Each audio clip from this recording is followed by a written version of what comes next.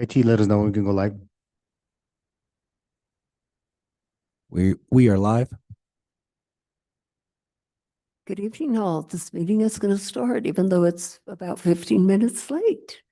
Roll call, please. Mariah?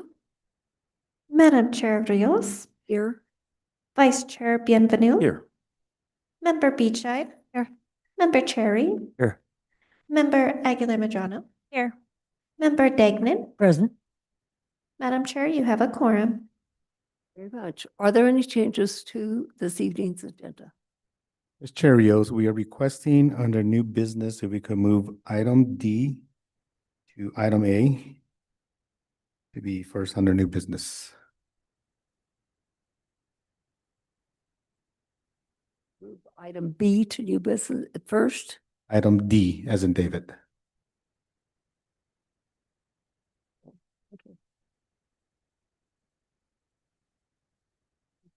Any other changes? No Cherios. Is there a motion to approve? It's just a minute. Beachside so moves. Second, Degnan.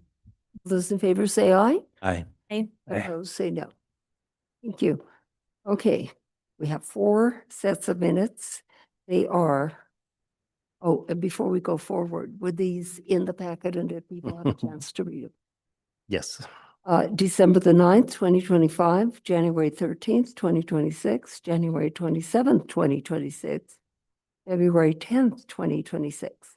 If you have changes, indicate the date and then we'll approve it all as a whole.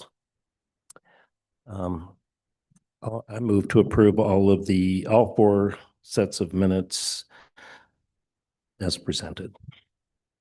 Aguilar Madrano seconds. All those in favor say aye. Aye. All right. Opposed, say no. Can I make just one comment on that? I just wanted to say, I don't know who's doing the minutes now, but I thought the minutes were excellent. They're succinct, but they're accurate and succinct. So it's really, I just thought they read extremely well and they captured some pretty complicated discussions, I thought. Feedback. We're trying to make the best possible product. Thank you. Great. We have no findings and conclusions this time. Matters from the public. Anyone here wishing to come to the podium and say something that is on your mind? If so, come forward, please.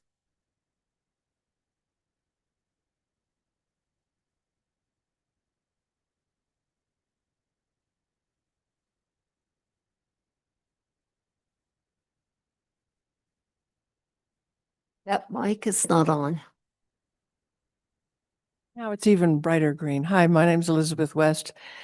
And I wasn't exactly sure what I was going to say, but I thought I would compose myself while I waited through everything. And so how tricky.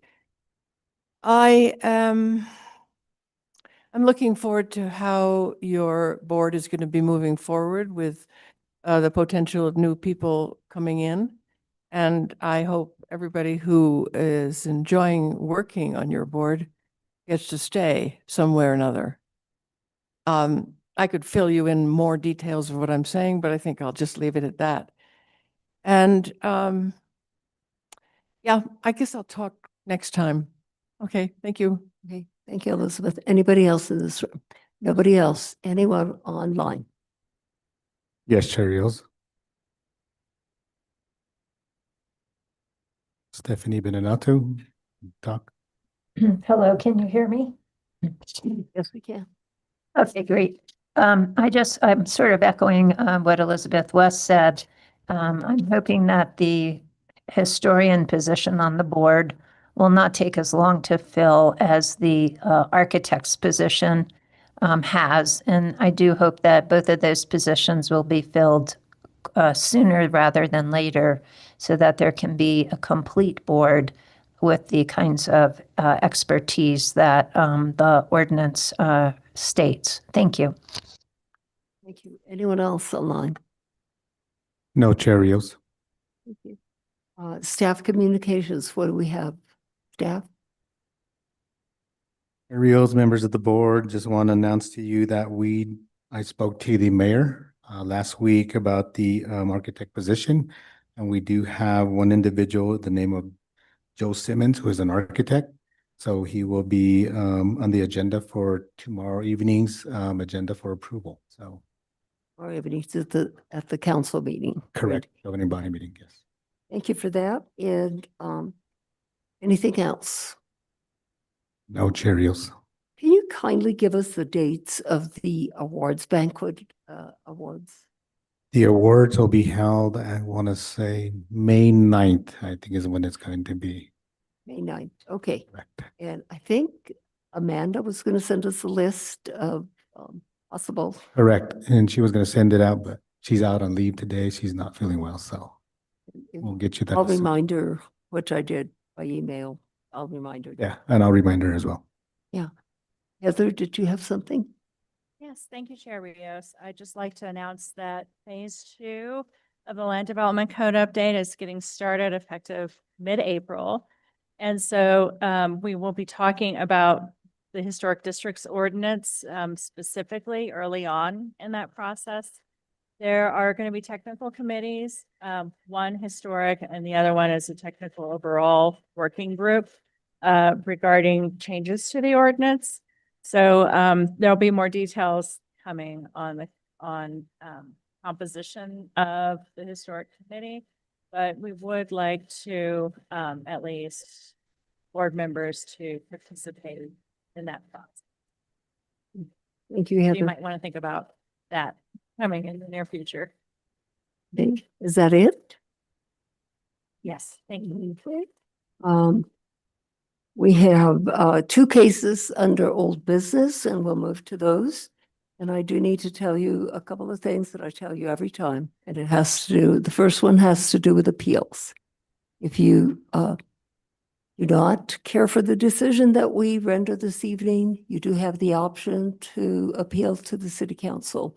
I would suggest that you get together with staff so they can guide you through the process. Also, if you're a person from the public who is speaking this evening, you'll have 2 minutes to speak. Okay? And I will tell you when those 2 minutes are up. So, thank you. We'll move on to the first case this evening, which is located at 924 Paseo de Peralta. Chair, thank you very much. I am going to make a very short presentation, just as a reminder or refresher for the board regarding this is a reconsideration of a status that was granted on this property that included both significant and contributing designations. The ordinance states that a property can be contributing, significant, or non-contributing. So there's an "or" word there, and it's very difficult also for staff to be able to administer the ordinance and have two different statuses that are assigned. So let me just start the presentation. It will be just very brief. But the structure is located at 924 Paseo de Peralta, and it has been built over several time periods. So originally in 1936, the house was built, I believe, by Isaac Rapp. This wasn't my case originally, but I'm remembering in my head. And then John Gomim did additions as well. And you can see in the orange, there was a service wing that was also part of the 1936 house. And then blue is the 1940s workshop area. All of these things were altered into apartments eventually. And then there was a garage that was infilled in the red boxes. You can see where that garage was previously, generally. And there were other alterations made to that facade. At the meeting, the staff at that time recommended that the designation be contributing, with the facades outlined in red here, which is the original house that was on the property prior to the additions, both historic and non-historic. All of those facades be designated as primary. You may recall that primary facades are treated in the same way when they're all primary on a significant building and then primary on a contributing building in terms of our approach. the exceptions that may be necessary and, the expectations as to preservation generally. So staff is recommending that this property be designated as contributing with those primary facades. And just as a refresher, I will show you some photographs of the site so that you can see it. The two-story portion is the original house. This is the facade that you can see as you're traveling along Paseo de Peralta. And that front area was also part of the 1936 workshop area, in addition to that two-story massing there at with the house beyond.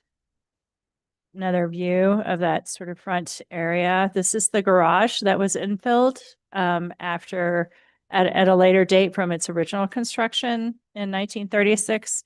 Modifications have been made here. This further down the facade towards the south.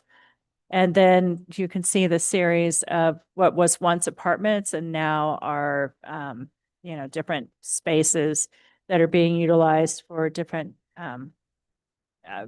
workshop uses and the like. So, and then just the west elevation facing El Castillo is more utilitarian in nature, but the two-story massing, you can see there's a lot of articulation on that facade on the west elevation. And so that is the reason for staff's recommendation of those facades, those other facades, non-street facing facades being considered as primary. And then this is a portion of the structure that is the 1936 addition attached to the original house. View an oblique view of the one-story mass structure of the west elevation. Sort of hard to get back there to get a perfect picture. And that concludes the staff presentation. There is also a letter that was added to the packet online, as well as on your desk, that added some supplemental information from Mr. Padilla, the agent for the project. Thank you very much, Heather. Heather, would you do me a favor and just repeat the primary facades that you were recommending? Certainly. Just one moment. Let me go ahead and I'm a visual person, so it really is helpful to look at. Share. And I can keep the graphic up if you wish as we proceed through our discussion. That would also be helpful.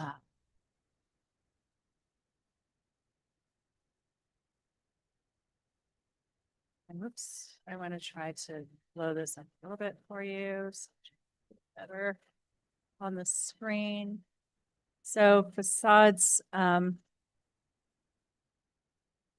have a toolbar that's in the way. Okay. Facades 1, 2, 3, 4, 5, 7, 6, and 8 are all that 1936 structure, and those are all recommended as primary. The other facades that are highlighted in yellow, 9 through 18, are being recommended as non-primary. Thank you. Board members, do any of you have any questions? Member Cherry. Yeah, I have two questions. One is, can you remind us what the board decision was preceding this decision? Chair Rios, Member Cherry, the board's decision at that time was to designate the structure highlighted in red as significant, and then the rest of the structure as contributing. I don't believe there were any primary facades designated for that contributing portion of the structure. I think there were. Or, okay, I will have to look back at the record. I think my recollection was that it was given dual designation. The area in red was significant, the area in yellow was contributing, and 13, 14, 15, 16, and 18 were considered primary on that decision. Okay, Chair, Member Cherry, then the additions that were done in the 1980s, were those excluded as part of the primary facade designation? for that contributing portion because those were non-historic. The non-historic additions were, but the massing of the Massing. historic, shell of the structure was considered. You're referring to 18, I believe, right? Correct. Mhm. Yes, 18 Yeah. and 16, I believe. Yeah, that's how that's my recollection of the motion. Okay, thank you Mhm. for correcting the record. And also, it's certainly up to the board to determine whether the primary facades just remain as staff recommends them, or whether there are other primary facades being added to it. Okay, so that leads to my second question, which was, can you explain why you're recommending that I could understand maybe 13, but 14, 15, 16, and I could understand 18 not being recommended. But could you explain why 14, 15, and 16 are not in staff's recommendation? Because sort of per how we generally assign primary facades on contributing buildings is street visibility has a lot to do with it, even though it's not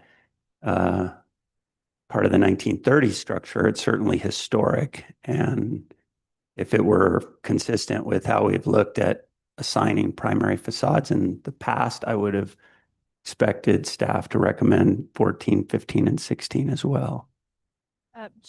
Member Cherry, the street-facing facade oftentimes is the most articulated facade on structures that we look at generally in our roles as staff in the Historic Districts Review Board.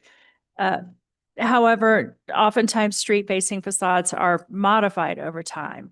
And so its staff, in its recommendation, we felt that due to the modifications, that entire stretch there would not qualify for a primary facade.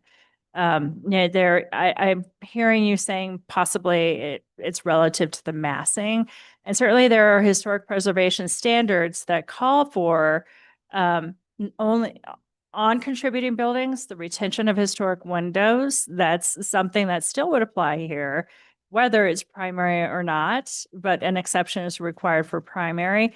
And then there's also standards for historic preservation where additions cannot be overtake the massing of the existing building.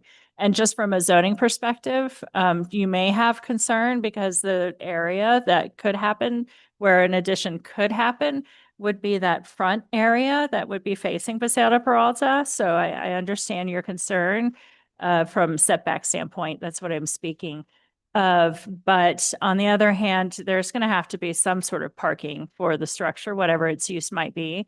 So that could be a limiting circumstance and also access drive. So the parking lot that is located to the north of the subject site is on an adjacent property. It's not on the property on which this building is sited. And so there are zoning regulations that will also regulate the structure's use and potential changes if that's what you're thinking about.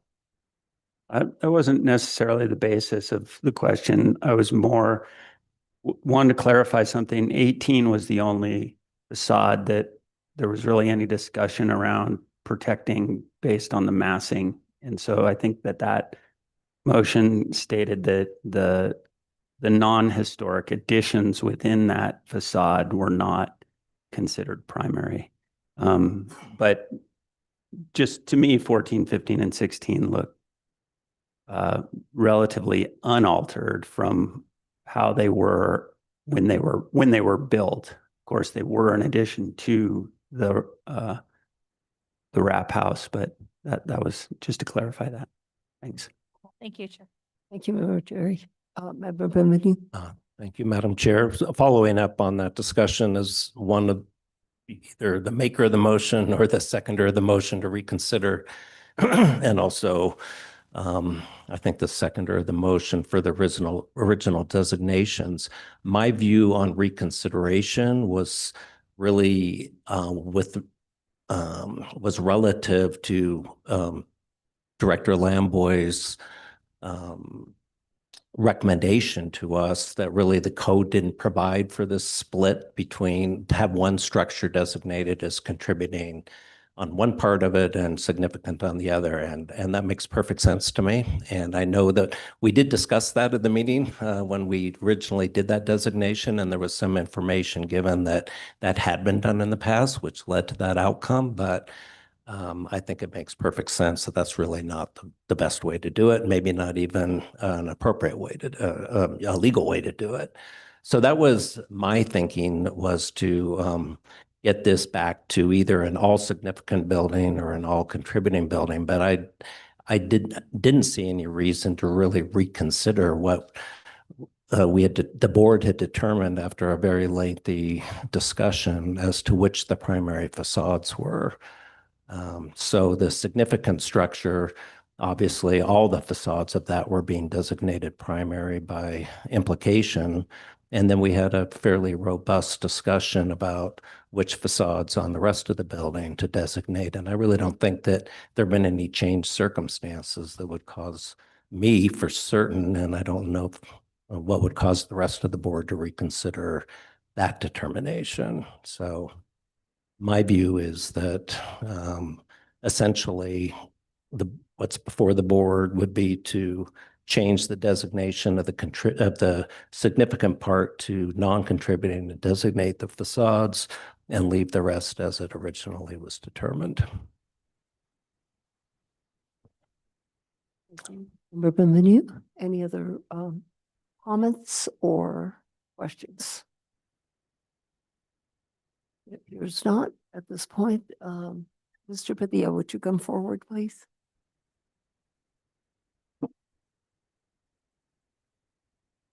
Will you please raise your right hand, state your name and address for the record? You solemnly declare and affirm that the testimony you have in reference to this item shall be the truth and nothing but the truth, and do this under the penalties of perjury? Thank you very much.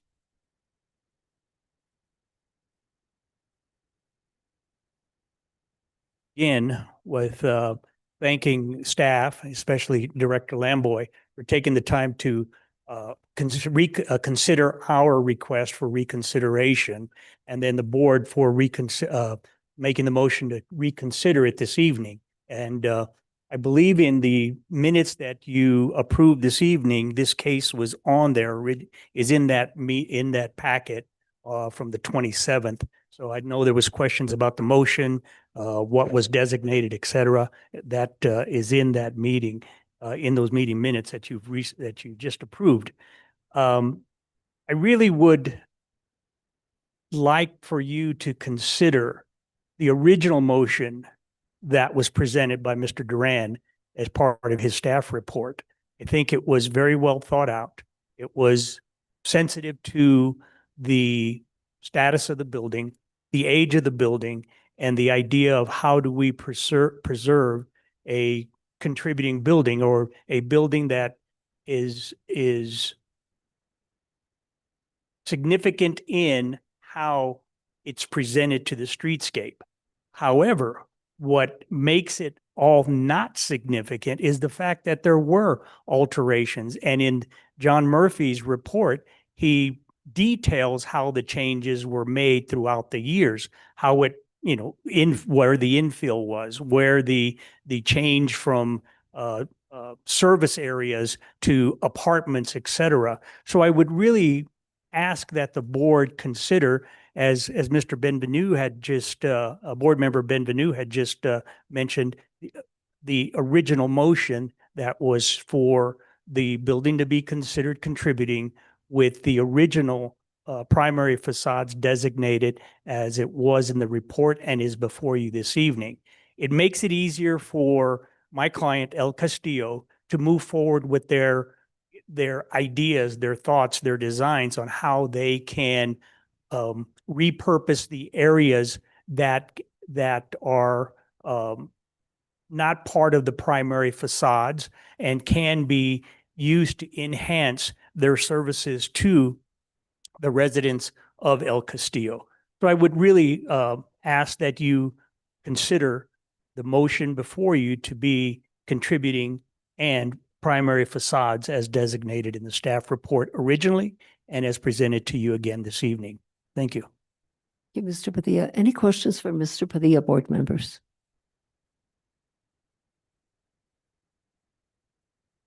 They seem to not have any questions at this point.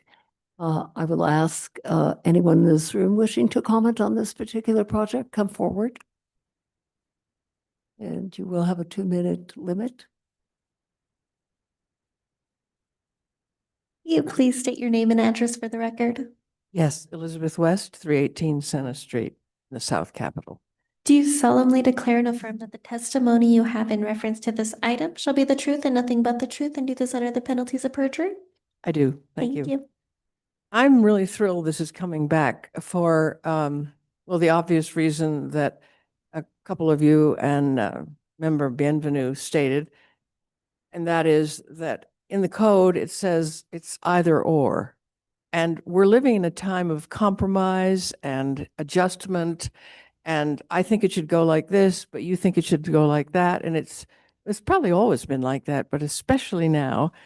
And I think this kind of thing has happened before. I don't remember exactly when.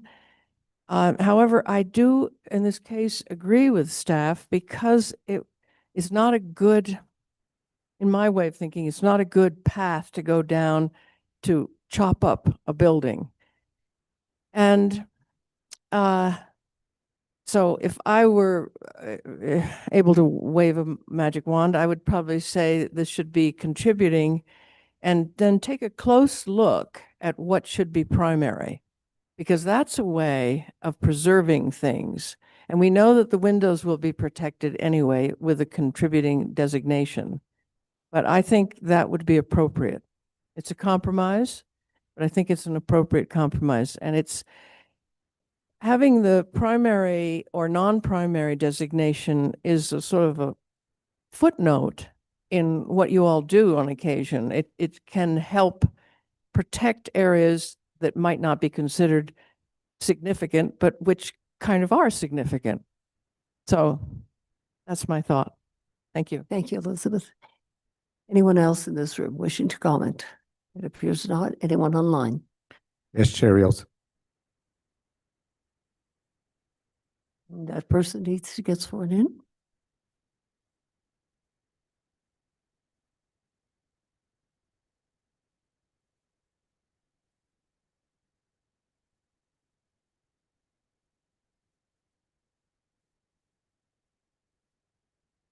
Stephanie Beninata, please state your name and address for the record and be prepared to be sworn.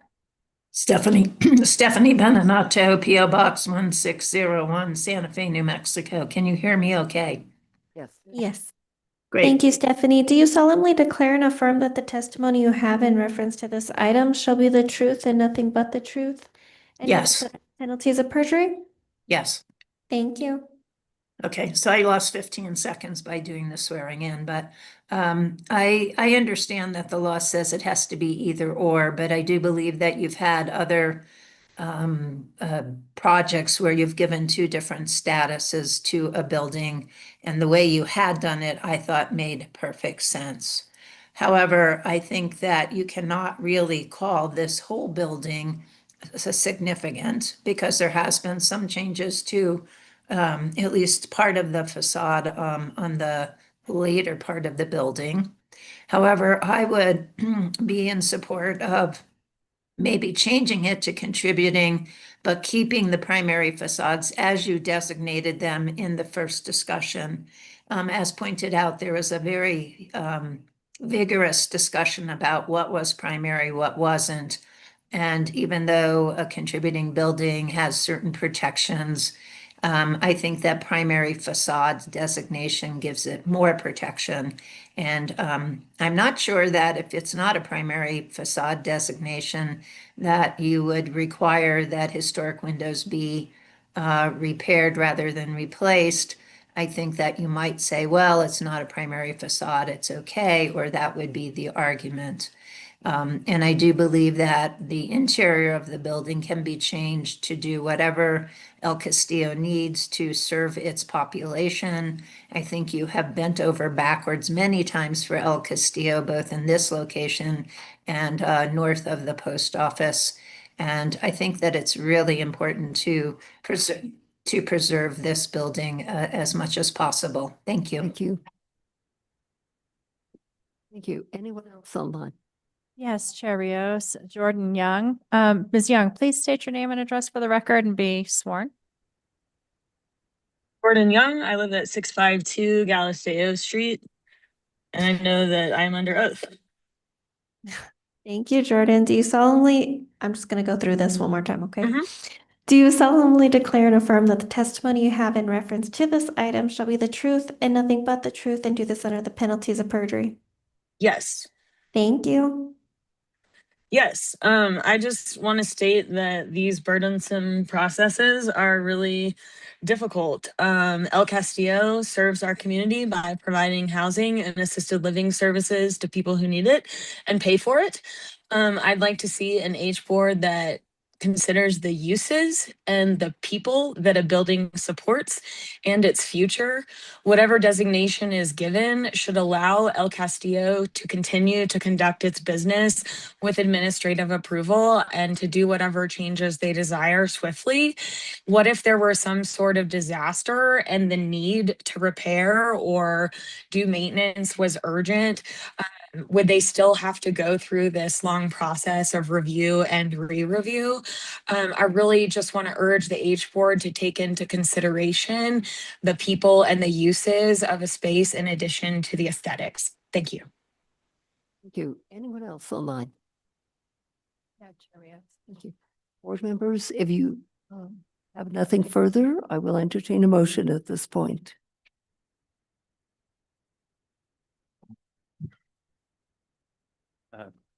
Yeah, I can do it.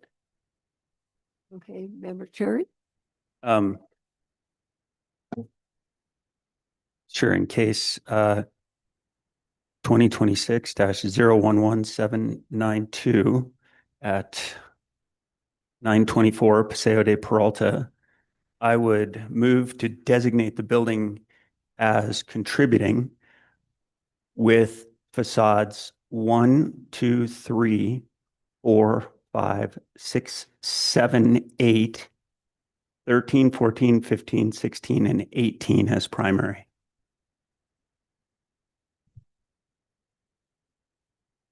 Second, Degnan.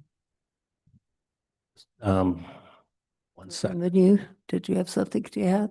I'm just looking at the prior motion, and I think the intent was to redesignate the same portions of the building as primary.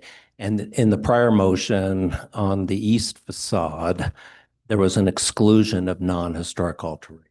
Yeah, A friendly amendment to add that. thank you. I would accept that friendly amendment that the non-historic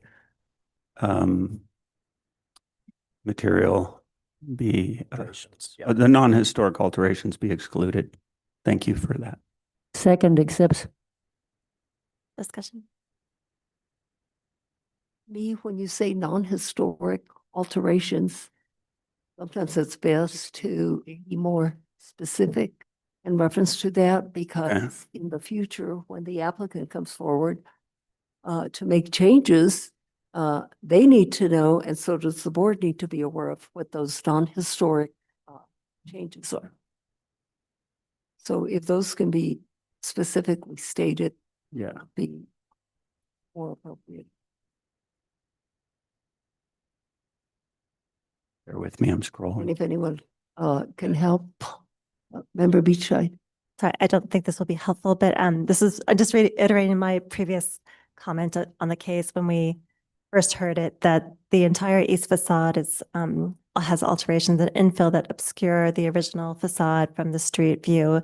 Consistent with staff's current recommendation, I still would support the designation of facades 1 through 8 as primary, and the rest of the building as non-contributing due to those alterations. I think our discussion last time was about with Member Cherry arguing that the mass was historic, and I don't completely understand that argument. I think he's referring to the parapets above.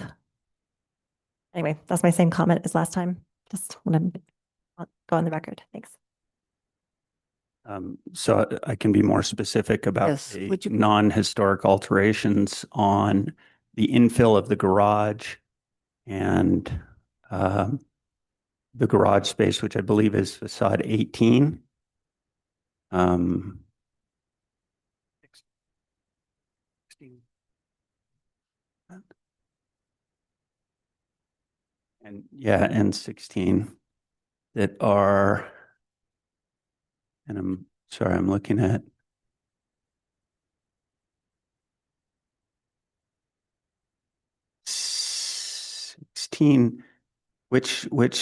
sorry, these aren't labeled to match these. Which facade is photo 14, which has this porch?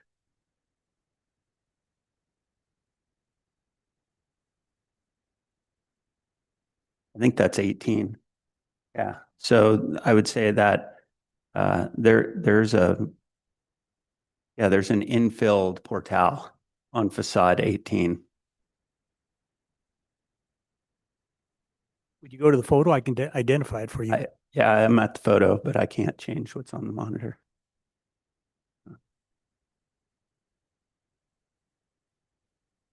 Page 135 in the packet is all I could reference. I want to see it on the screen.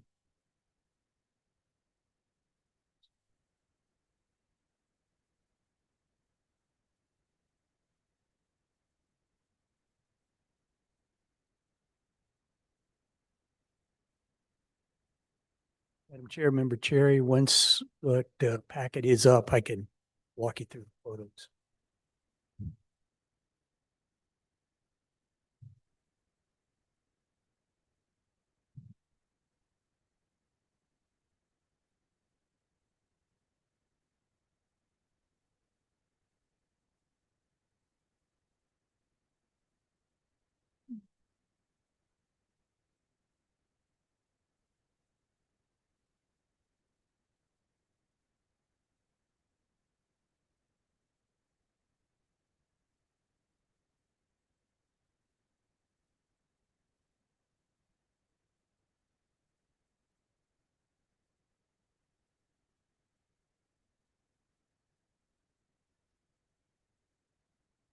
Photo 14.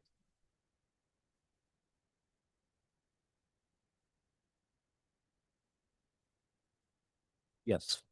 Photo 14.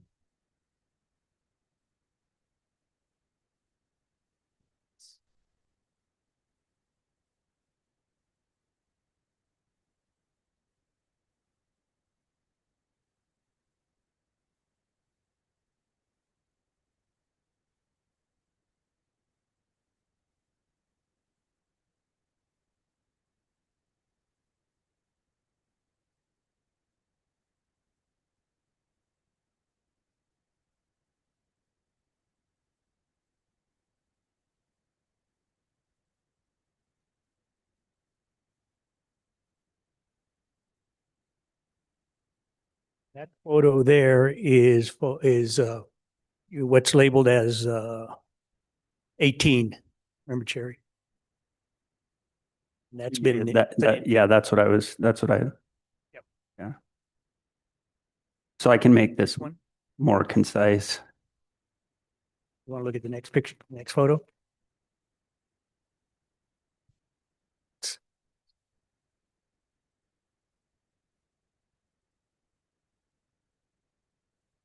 That is 16.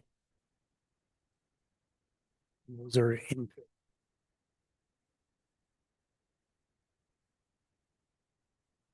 That is a partial of 14. And that's your 13.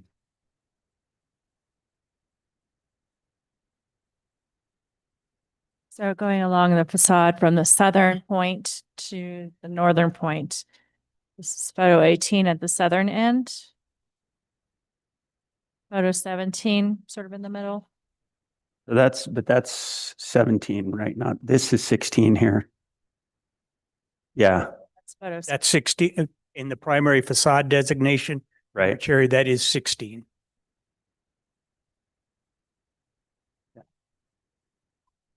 The non-historic alterations that were referred to in the past motion was related to the Yes, but I facade. think to make it concise and congruent with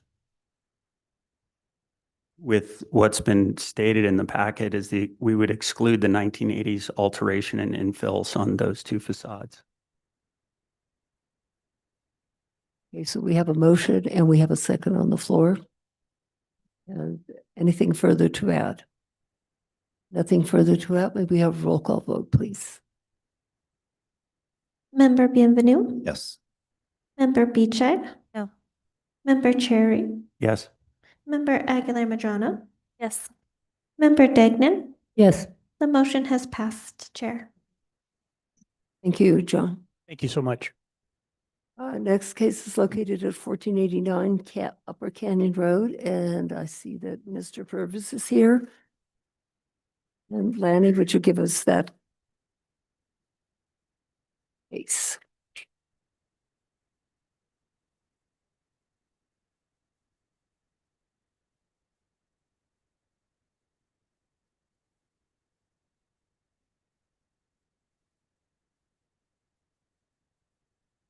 Okay, this is case 2026-011831, HDRB for 1489 Canyon Road, returning for review of the yard wall and gate along the street frontage.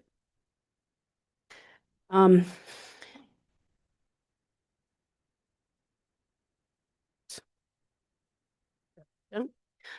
the Historic Districts Review Board hearing on March 10th, the board considered the case and approved the applicant's request to construct the new residential structure directly west of the main residence. But they postponed their decision on the applicant's request to approve a metal gate with exception and a yard wall. The board requested a redesign of the gate and additional information from staff regarding the record of previous approvals at the property. The board requested that the yard wall not be attached to the garage unless the applicant came forward with a revised HCPI and a request for a status review with applicable primary facade designations. The board requested that the metal gate be redesigned and suggested that the metal gate as constructed would not fit the streetscape of Upper Canyon Road. The applicant is now returning to the board for a hearing with alternative designs for the gate and is proposing a pedestrian gate constructed of coyote fencing adjacent to the garage.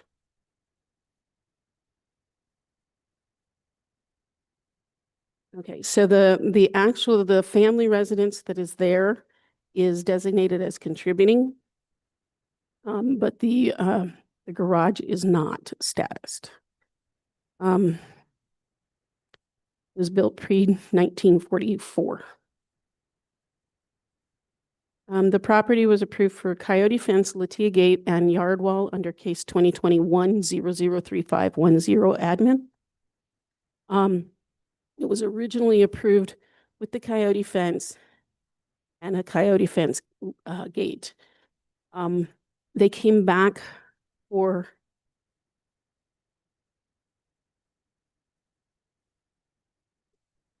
the fence permit. I'm sorry, they came back with a redesign, which was approved and permitted in 2022. The new drawings show it as a stucco wall instead of a Latia fence in front of the garage. And it does show that it was approved attached to the garage. The gate was to remain Latia, and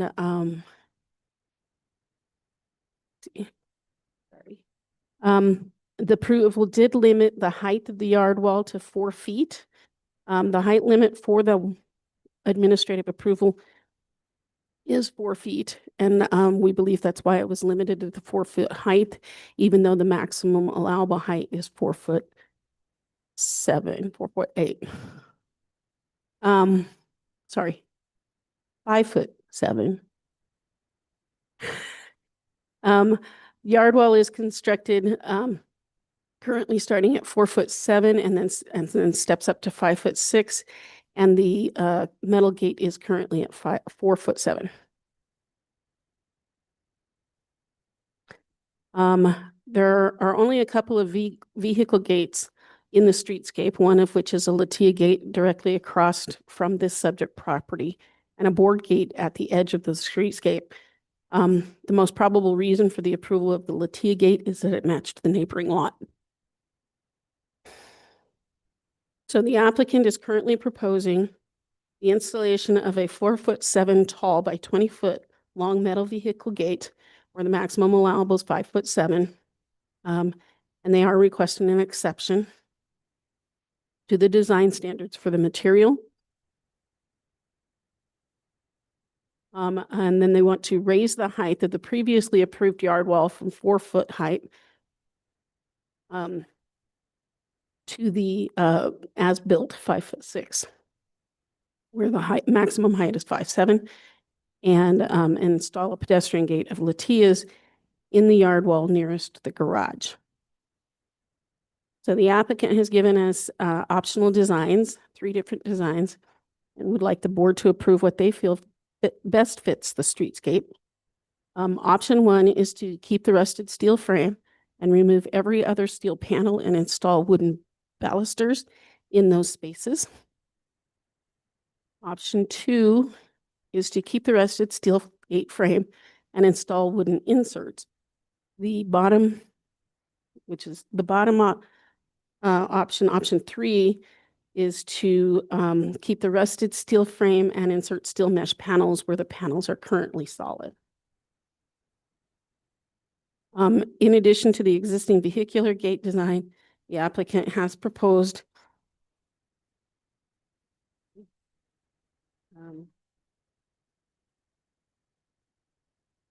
I think I just repeated myself. I apologize. So staff is recommending denial of the metal gate as it is existing currently, and recommending approval of option 2, which is the metal frame with the wood inserts. And approval of the height change to the yard wall and approval of the pedestrian gate. Thank you, Lanny. Questions for Lanny? Board members? No questions for you, Lanny. So Chris, will you come forward? That's sworn in. Hello, will you please raise your right hand, state your name and address for the record? Christopher Purvis, 518 Old Santa Fe Trail. Do you solemnly declare and affirm that the testimony you have in reference to this item shall be the truth and nothing but the truth, and do this under the penalties of perjury? Thank you very much. Madam Chair. Yes, Chris. The only correction I'd make to what Lonnie said is that it's true the wall goes to 5'6" on the inside, but ground rises on the outside, so it actually is the same height all the way along at 4 feet. 4 feet, 7 inches. And then I'm interested in what the board thought of options for this gate. Any questions for the applicant? Thank you, Madam Chair. So once again, thank you for working with the board on this. I know that this was, your client was not the one that did this unauthorized work, but it's really helpful that you and the client are so willing to try to make this right. So thank you for that. Option 2, I think looks pretty good. Options 1 and 3, I don't think quite work, and I'm referring to the gates. The only thing I would ask is, would you agree to provide some fenestration in the wood slats? That is specifically set forth in our fencing and gate guidelines since 1999, that gates are encouraged to be fenestrated.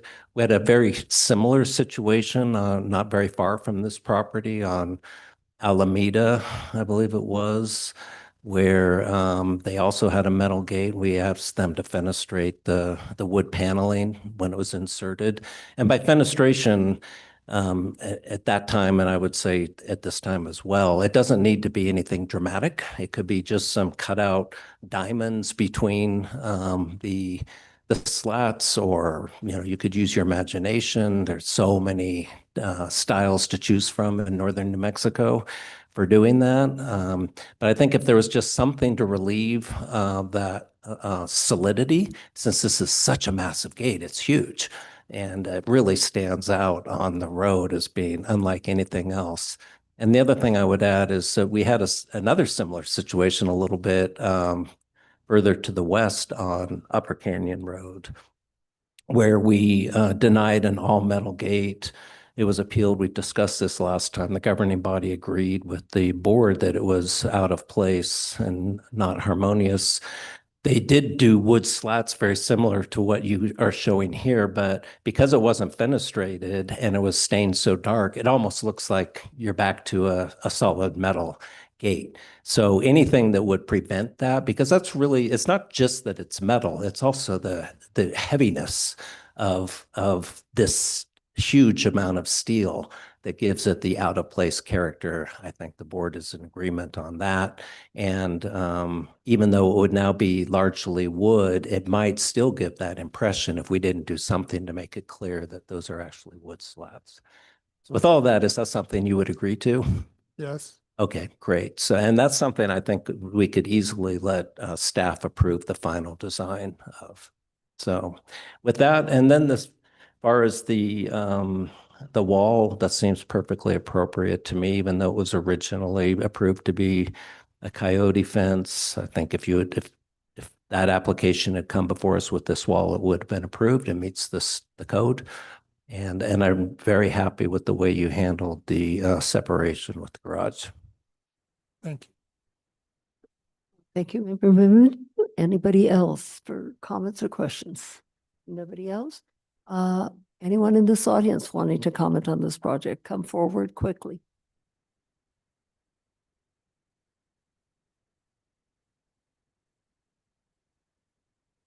It's fun coming after a tall person. I get to lower it. This is a vast improvement. And I actually, from the photograph, I haven't seen it in real life, of course, yet, or maybe yet. There is enough variety there that it's headed in the right direction. I would agree with Member Bienvenue. I like the idea of some irregularity. I'm not sure about the diamond shape, but I think if it were roughed up a little tiny bit more, there'd be a lighter feel to it. But basically, it's going in the right direction. Thank you. Thank you. Anyone online? And by the way, I don't see the 2 minutes up on the screen.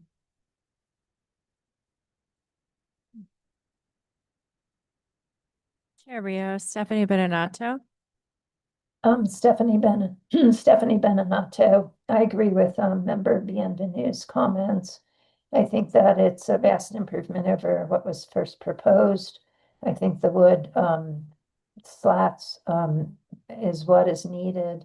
And I do agree that there needs to be some fenestration, even if it's just a sort of detail, such as a 4-directional sign, or the diamond as was suggested, but something that breaks those panels up a little bit. And I also do appreciate that they did not attach the I don't know if it's a gate or the wall to the garage, so that we don't have to get into a discussion right now about whether that garage is contributing and whether it's okay to attach it to the garage. Thank you. Thank you. Anyone else? There are no other hands raised here. So, board members, I will entertain a motion, please. Member Brennan. Thank you, Madam Chair. Case number 2026 or 11831 HDRB at 1489 Upper Canyon Road. Move to approve the application as submitted with the additional condition as agreed to by the applicant that the wooden portions of the gate will be redesigned so that there is some fenestration and clarity that these are in fact wooden slats. So those are two issues. One is fenestration and also clarity either through the separation of the slats or the staining of them just to make clear that they're not part of the metal gate. all of which is to be submitted to staff for approval. And otherwise, all other aspects of the application to be approved. Aguilar Madrano will second with a friendly amendment. Just to clarify that you're basing those conditions on option 2. And two, yes, thank you. Roll call vote, please, Maura. Member Bienvenue? Oh, actually, Member Beach just whispered in my ear something important. I forgot that this is still coming before us, for a request for exceptions. So I would also add that the exception criteria for option 2 have been met with that additional condition. Thank you. Somebody doesn't get it, somebody else will, so thanks. Okay, so will you do a roll call vote, please? Okay. Member Bienvenue? Yes. Member Beachside? Yes. Member Cherry? Yes. Member Aguilar Madrano? Yes. Member Degnan? Yes. The motion has passed, Chair. Thank you. And thank you, Chris. Next case, we move on to new business. Next case is located at 521 Calle Corvo.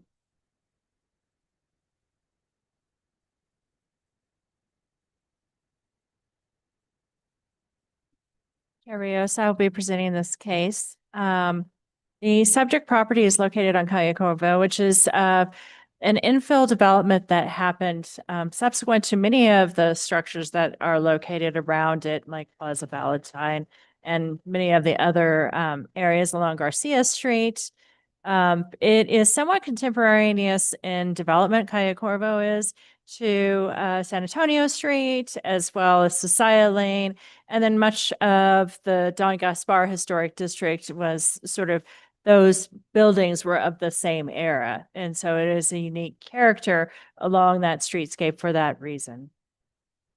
The subject property was designated as contributing by this board, and the applicant is coming back to have a remodel being considered for the project. The facades that were designated as primary are here in this graphic, which is 1 through 4. And that is primarily what faces the street. Also, the garage is part of that sort of primary facade character that the Historic Districts Review Board really wanted to capture. And included in that as well is the portal with the unique Spanish clay tile feature. And excluded is a large plate glass window that was replaced subsequent to the original construction of the house on that elevation, that south elevation. This is the existing site plan. The applicant on the proposed site plan is illustrating a 348 square foot addition on the north elevation that is away from the street facing, or it's on the rear of the property. Wholesale window replacement, narrow the window on the primary facade, and replacing the terracotta roof on the south elevation with a standing seam roof. This is an illustration of the existing and the proposed floor plans. And staff has put together sort of additional information to express why there is a concern with the replacement of the terracotta roof. So the Historic Districts Ordinance states that if you are going to introduce a new element on a historic structure, there needs to be proof that either that element existed historically or it needs to match what's there. So staff did some research. In the picture on the lower right, that is the structure in 1984. In the picture on the upper right is 1978. It appears from the aerial, although it's not very easy to see, that there is a modeling that would be consistent with a Spanish clay tile roof. There is no evidence that has been presented by the applicant to date of the fact that there was a standing seam roof at this location.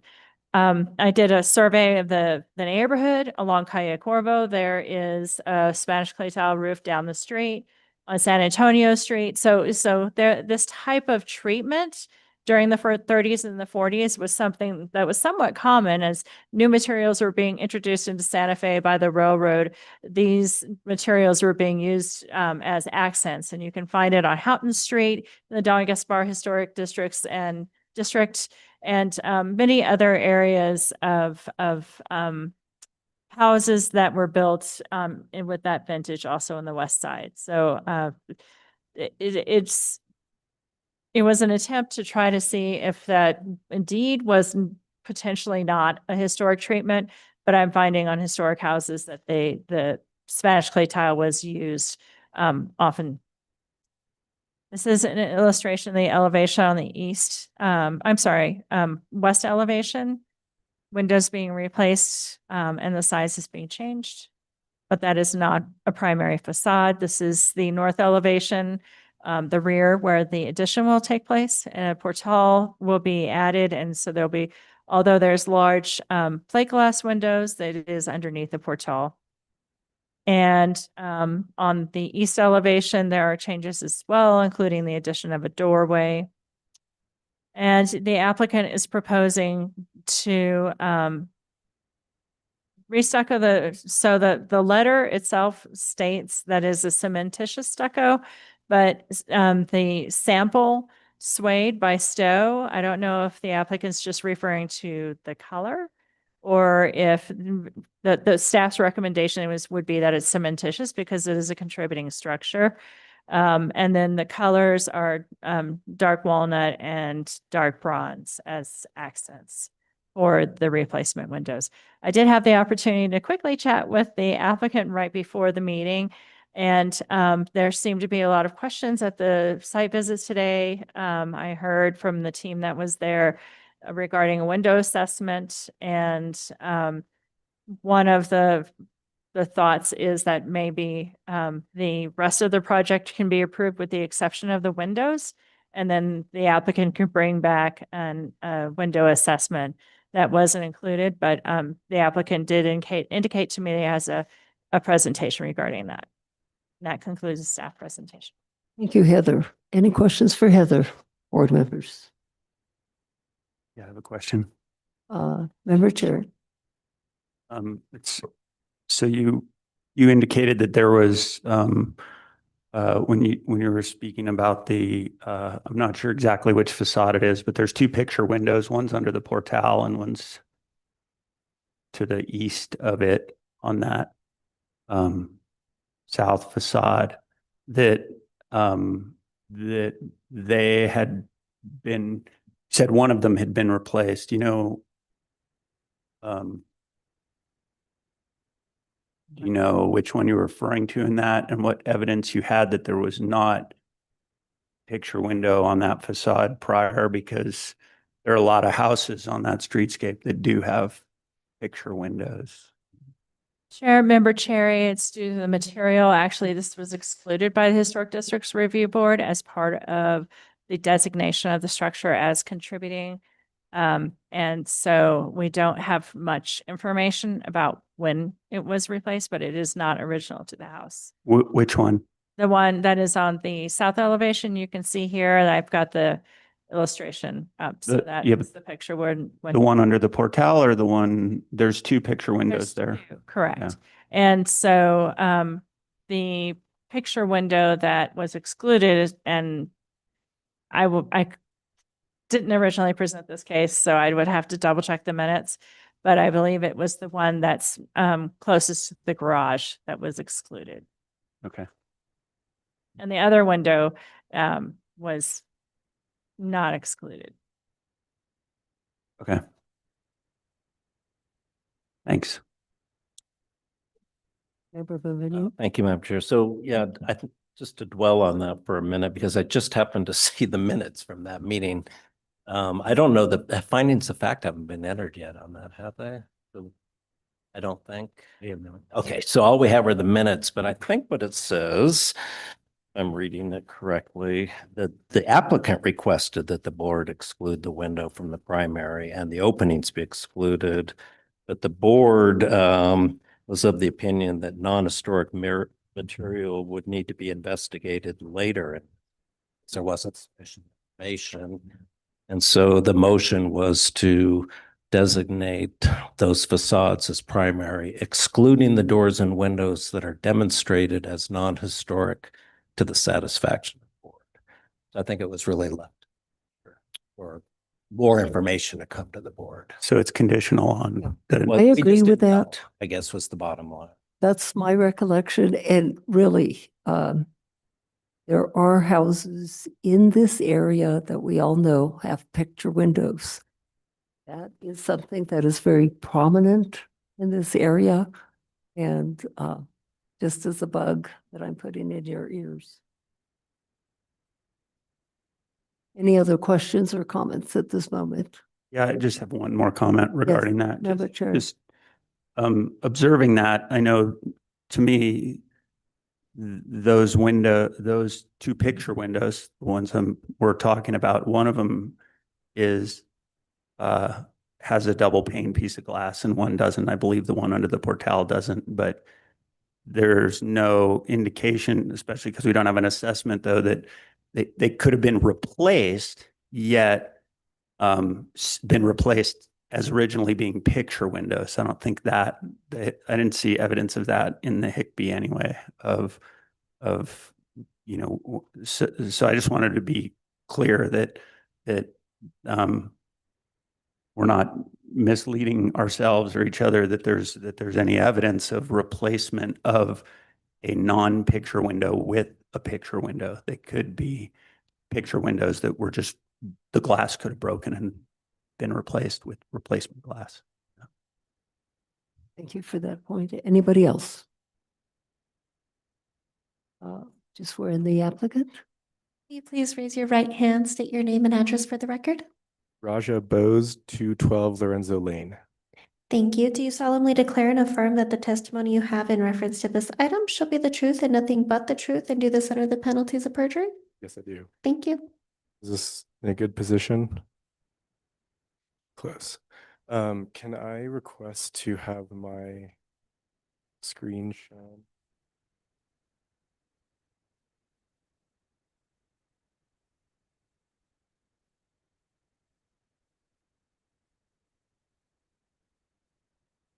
Okay. First of all, thank you very much for your time this evening. I'm really excited to present this case. Actually, we have a really thorough presentation for you. On that note, I just want to make a couple matters of housekeeping before we get into the nitty-gritty of this case. One issue is that our paperwork changed hands a number of times. As Director Lamboy pointed out, she actually inherited it. Paul Duran was our original case planner, and so it's neither here nor there, but it's just, if things seem incomplete or a little frustrating for whatever reason, please bear with us with that context. Secondly, we did not seek a window assessment. I already had it as my second bullet.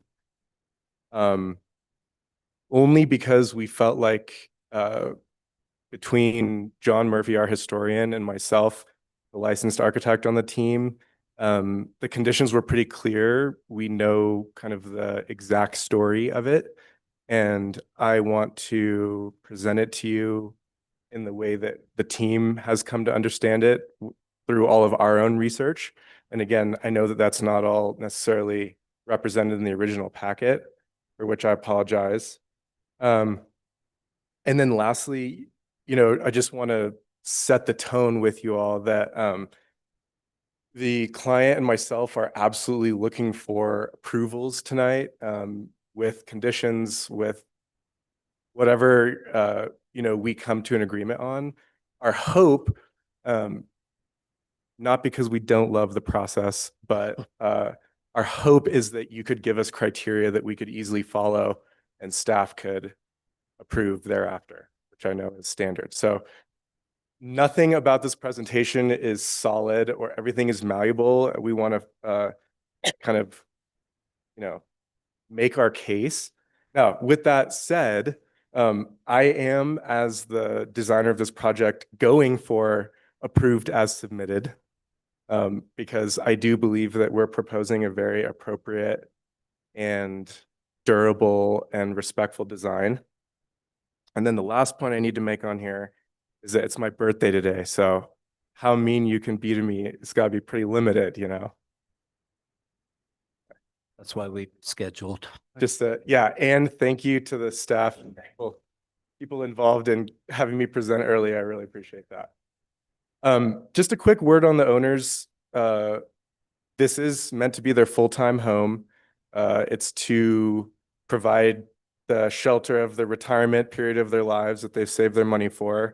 Their children do live in the area. Actually,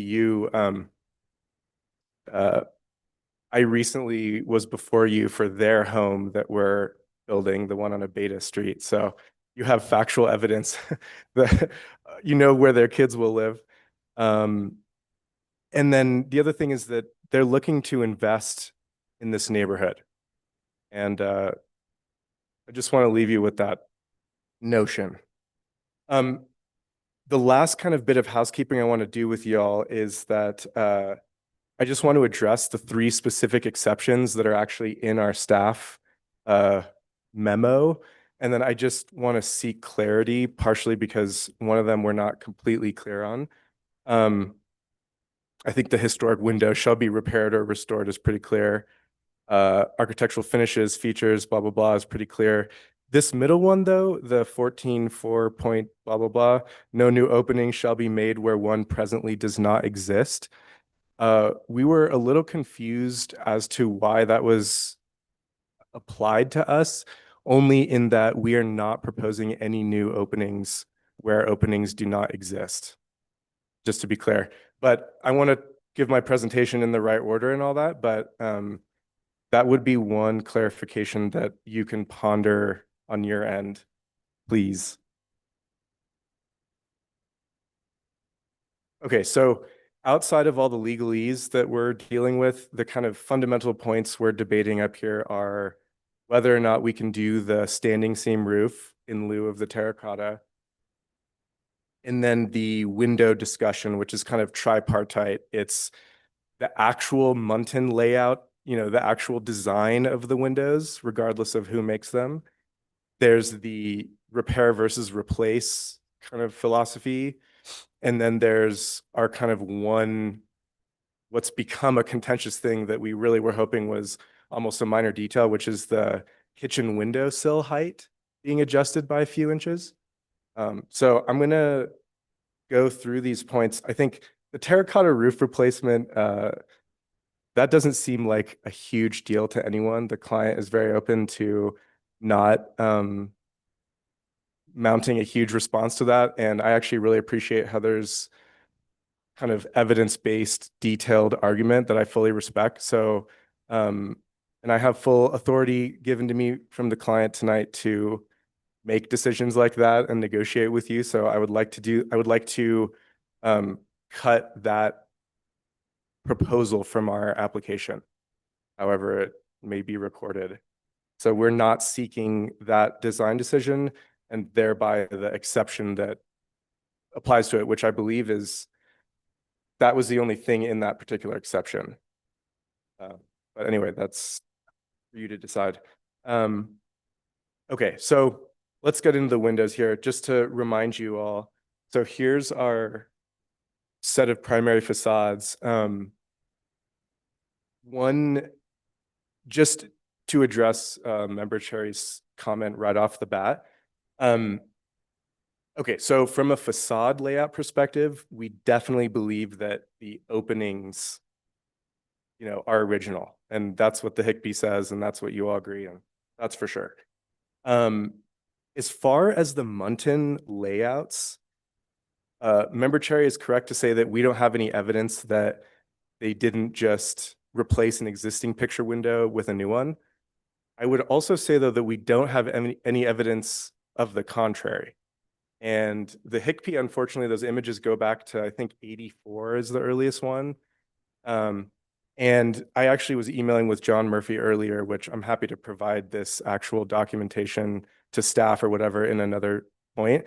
But he actually thought that most likely that it was kind of a symmetric facade design with the kind of double hung, a pair of double hungs like you see on that left side, most likely was mirrored on the right.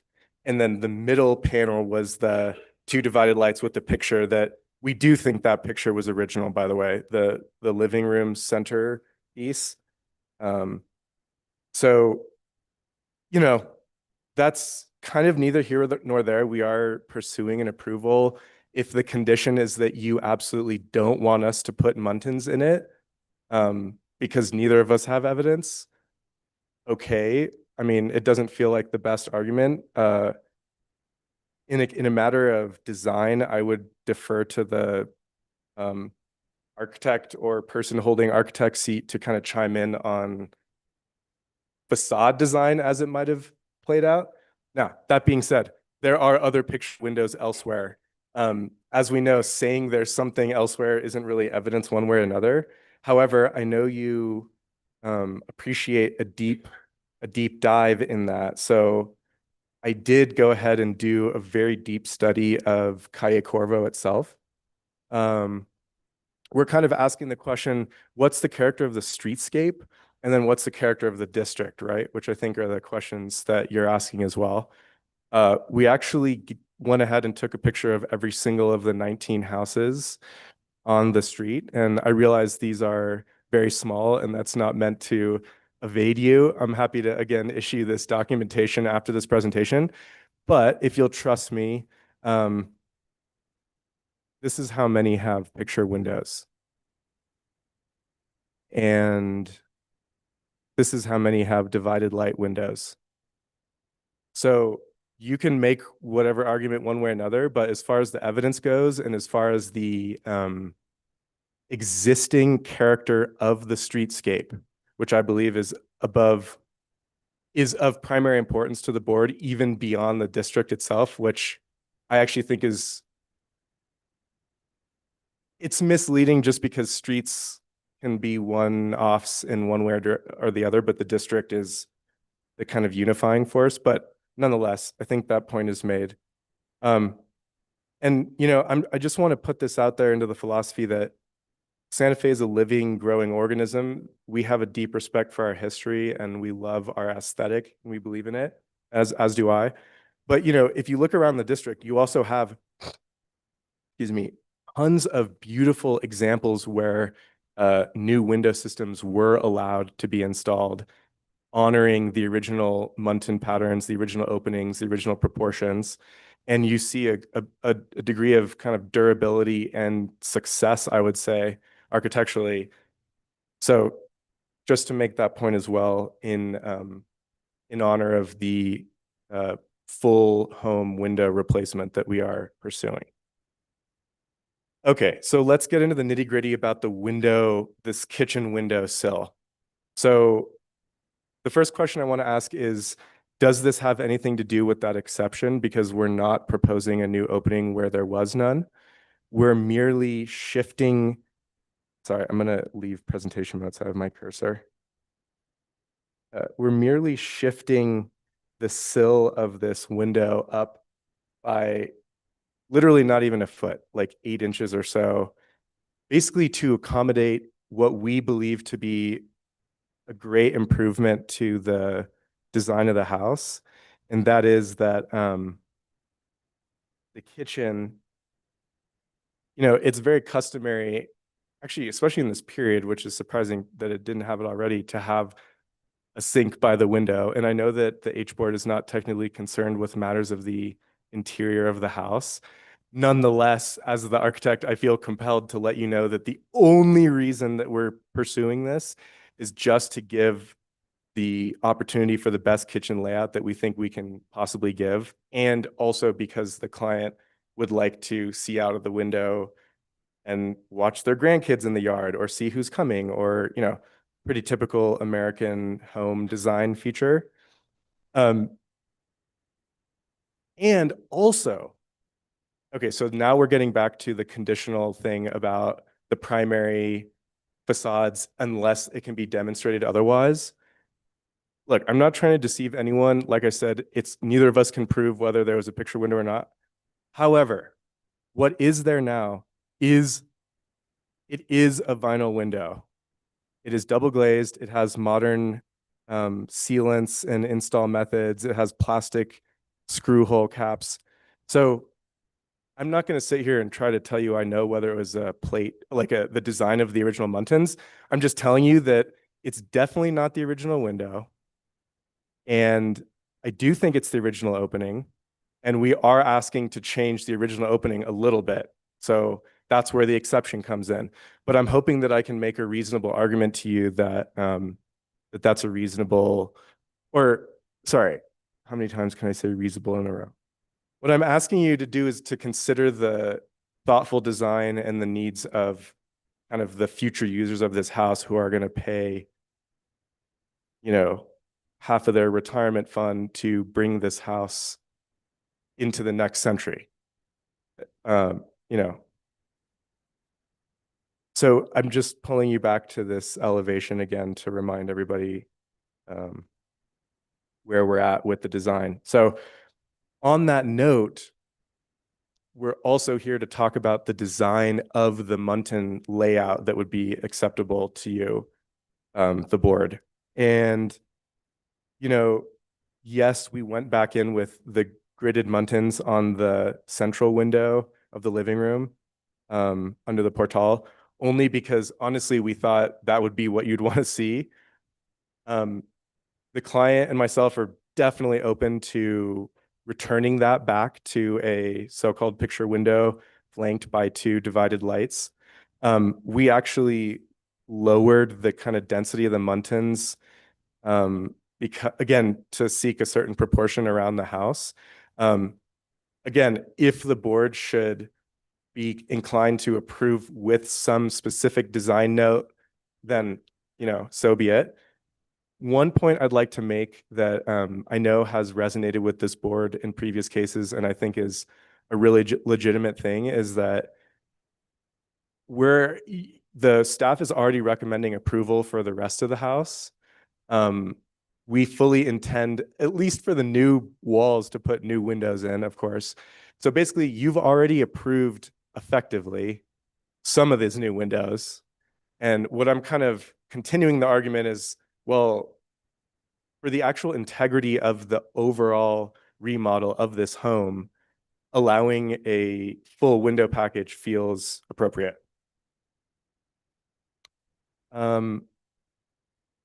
Just a few other points to make about the repair versus replace comment.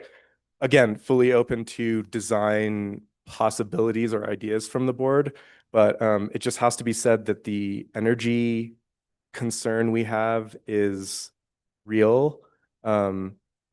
These windows are installed with butt hinges. They have no weather stripping, even back then. So these are obviously the original windows, probably built on site quickly or nearby by the builder with no great attention to detail, by the way. To the left, you can see where the fake Muntins snapped off, and we're left looking at the backside. So we're already dealing with a level of kind of fakery and like production value type thinking here, even with the originals. We know for a fact that we have a home builder operating in Calle Corvo. So it's likely that they were, you know, being reasonable, cutting costs. So one note to make is, even if we do repair these windows, effectively we'll hire a really good window guy to make new wood windows that are way better than these, and then tell you they're the originals, which kind of then feels like you're making us just do wood for the sake of wood, even though there's a better alternative for effectively the same price at the year 2026, which we currently reside in. So that's kind of just in support of that argument that we'd really like to see, we'd really like to be given that ability. You know, and we are coming to you genuinely in the sense that we're not trying to use the rules or trickery. It's more just like an honest appeal at the highest level of all of the factors. The design integrity point I touched on. Durability, these are all southern facing windows. Yes, there is a small portal over some of them, but the other issue with wood windows, and the reason that we don't build new wood windows anymore, is that our climate is extremely challenging. We have really hot, really cold, really dry, really wet, and we have those things happening in rapid succession from one another. And so the truth of the matter is that metal clad windows are the more responsible thing. If it were your home and you're the one paying for an $80,000 window package, you know, that's the responsible product. And then lastly, the longevity of the district itself, that actually it's also allowing the homes of the district to be brought into the future. I don't make this anecdote in jest at all that our clients, my clients, were the only people who had farolitos out this last Christmas Eve on Calle Corvo. That's how hollowed out that area has become. And I know that you all know that the historic districts actually are suffering a hollowing in general. The only other farolitos on the street were an Airbnb owner who did it for their guests. So when I say longevity of the district, I also hope that you would allow my client to invest in the house in a way that will indeed increase the longevity of the district. Here's a modern window detail in case someone wanted to question me about the technology of windows today, but I'm hoping that this cool drawing is enough. And then, you know, this window is not even on the facade we're talking about, but I just want to show, and I know you can take care and you can maintain and you can spend money. I know that, but I'm just saying the fate of wooden windows in this climate is as shown. So here we are back at the end and the beginning. And so please let us know how we can work with you to get the most approved possible. Thank you very much. Board members, do you have questions for the applicant at this time? Questions or comments, Member BTI? Yeah, I just noticed in the HICP when you were talking about the picture window to the northmost one near the garage, there's figure 5 seems to show what appears to be either a shadow or a divided. Yeah, like a remnant Yeah. of a dividing structure. Did you all talk about that or understand what that? Well, like I said, literally from an email this morning with John Murphy, he even thinks it was probably a pair of units similar to the opposite side. Does look like that. But Pretty dark. I'm not gonna like split hairs on a photo from the 80s Yeah. out of respect for you, honestly. But I'm making my claims from the, you know, architectural basis. Yeah. My I other. appreciate your support in this matter. Yeah, sure. Yeah, I mean, I think that makes sense. The argument about symmetry does make sense. And I kind of like how that there's an extra window on the one side under the portal that makes it a little bit different, but not. Which is, not by the straight on. way, not a picture window and No. a double hung. Yep. So exactly. one could consider that pattern being logical to continue across. And I guess I would like to hear your views, your opinion about the consistency of the sill height on all of those windows on this facade, like from an architectural design Yeah. perspective. And also if you would comment on that, and also the color, the current color, which I would guess is more original than the proposed darker bronze. Oh, yeah. Okay. So in the order they came, so I fully understand one who would question the sill height misalignments, as it were. I think this is a challenge that all architects have, which is designing from the outside in and designing from the inside out and getting those to couple together in a meaningful way. I think in this case, the kitchen and the actual interior experience, which is for my user rather than just for people in the peanut gallery, is my priority of decision making. So, but I definitely understand and struggle with myself that some of the misalignments. I do think that there's an aspect of dynamic kind of viewership, let's call it. There's a huge like 200-year catalpa that's just out of the frame that causes you to walk around and see the house in a different angle. Also, I imagine landscape.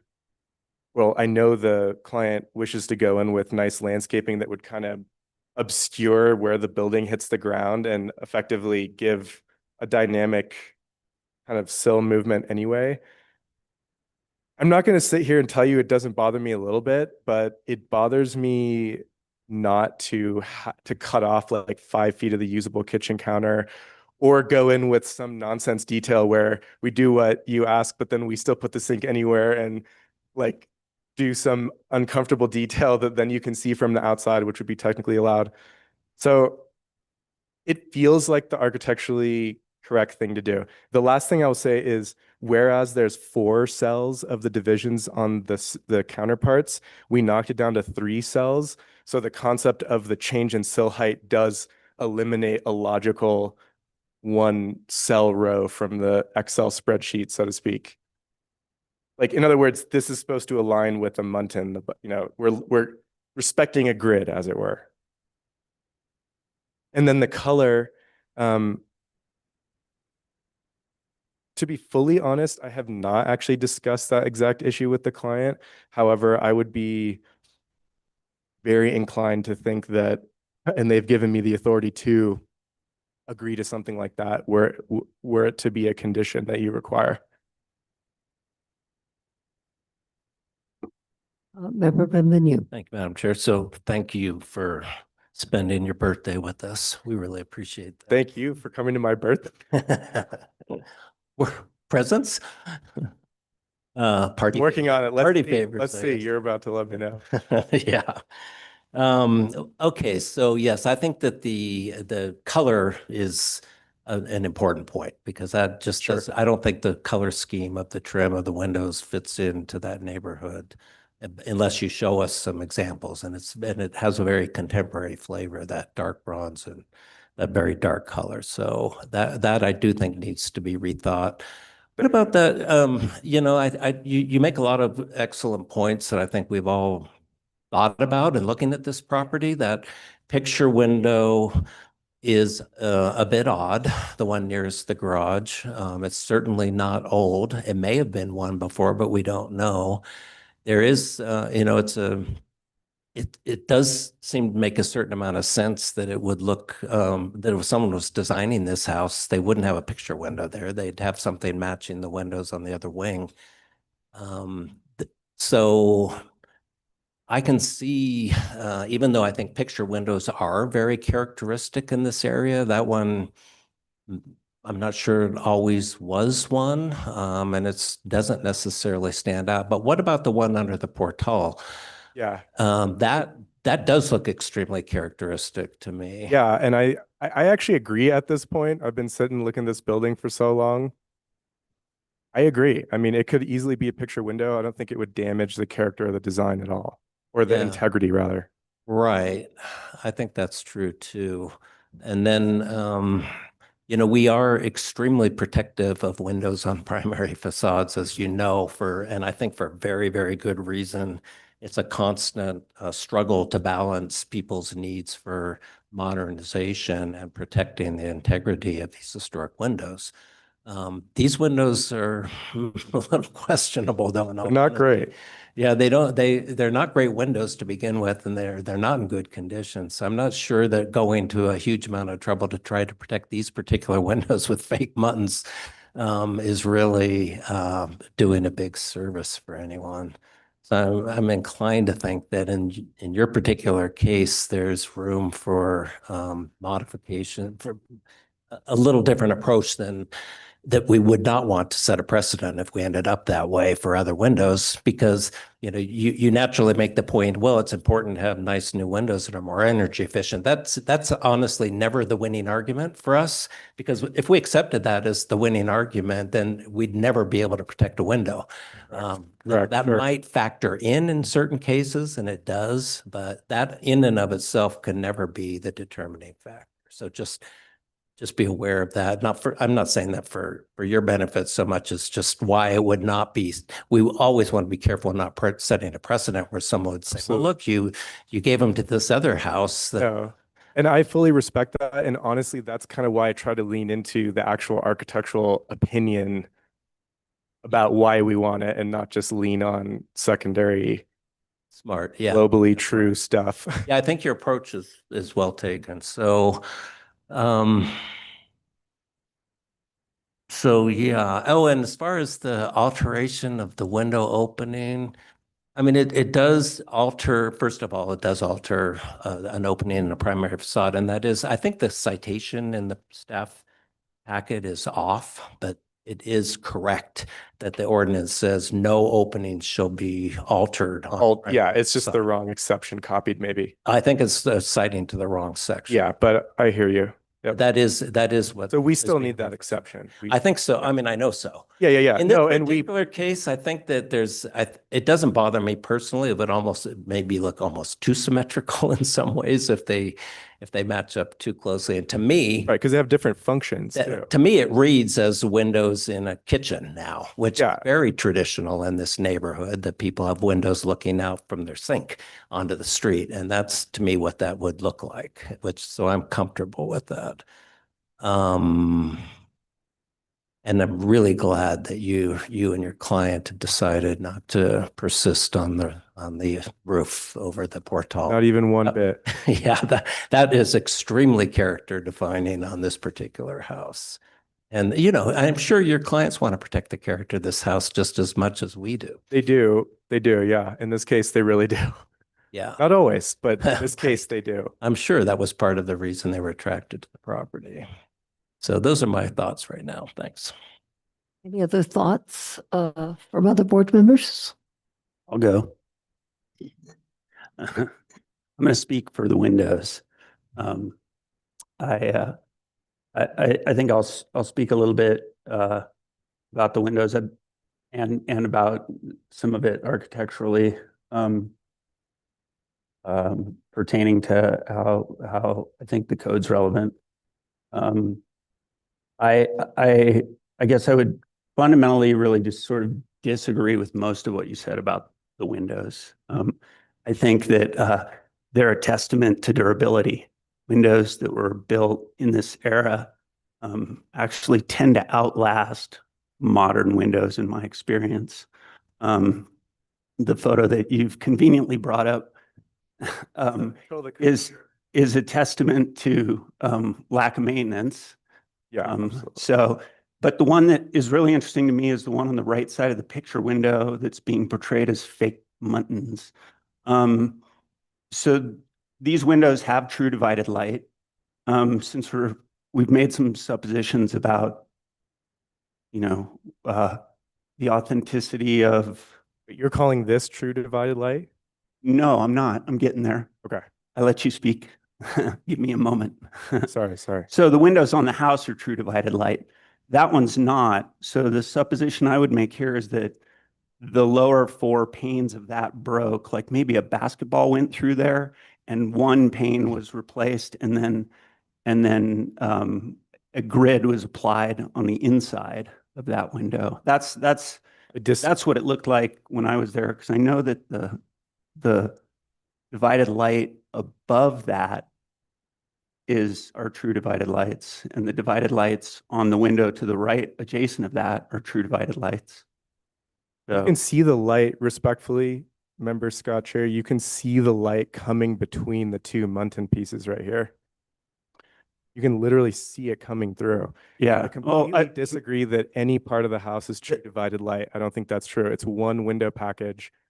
Well, we disagree there. So, and the two divisions on the cam latch photo to the right, that's a true divided light window. When I was there, that's what it appeared to be to me. So from my observation with the site visits we took, I agree with you that there are fake muttons on that window, but I don't think that's true for the majority of the windows. That's my opinion. And yeah, I think that I tend to replace more non-historic windows than historic windows, because the divided light windows that are in this building and the casements tend to be from an era where they were made to be taken apart, rebuilt, repaired. And what tends to kill these windows more than anything else is the use of latex paint over them, because it holds the moisture in against the water. And so I think that, yeah, there's just some differences that I have with some of the presentation and the way you've presented. the durability of these types of windows. I don't really think it's necessarily always a modern is better. I think the degradation of historic windows is often a function of people's impatience to using things like linseed oil paints that take a long time to dry, that actually help preserve windows and have helped preserve windows for a very long period of time. There's also lots of modernization options for historic windows that can make them functionally control air better, which is where you're getting more of your energy loss than through the actual panes of glass. So anyway, that's just my part on the windows. The only other thing that I would bring up is I feel like from an architectural standpoint, I feel like the window, I think you've got it labeled, the window to the right, is that B? Yeah, I think it's really charming how it's the same size as the other window. So that's, I know that I've had I know that this board oftentimes has not allowed the raising for the argument that you're making for the kitchen availability. I know that it's certainly it's nicer if you have the countertop going under the window, but there are a lot of options to have a detail there where you can leave the window that same size and still have a really functional and beautiful kitchen from the inside. So those are my comments really on that, just on the windows and that one particular detail. Thank you, Member Cherry. Other members of the board wishing to comment at this point? I will ask for anyone in this audience wishing to comment, come forward. Yeah, you need to come forward and you need to get sworn in, and I will give you a 2-minute limit. My name is Susan Lambden. I live at 615 Calle Grillo, but I am the owner. I'm right here. Oh, right here. Do you solemnly declare and affirm that the testimony you have in reference to this item shall be the truth and nothing but the truth, and do this under the penalties of perjury? Yes. Thank you. I am the owner of 528 and 530, the duplex that's also going to be presented tonight. And I don't have any objections to changes in the windows or anything else, but I do want to set the record straight that there were other homes on Calle Grillo who had farolitos on Christmas Eve.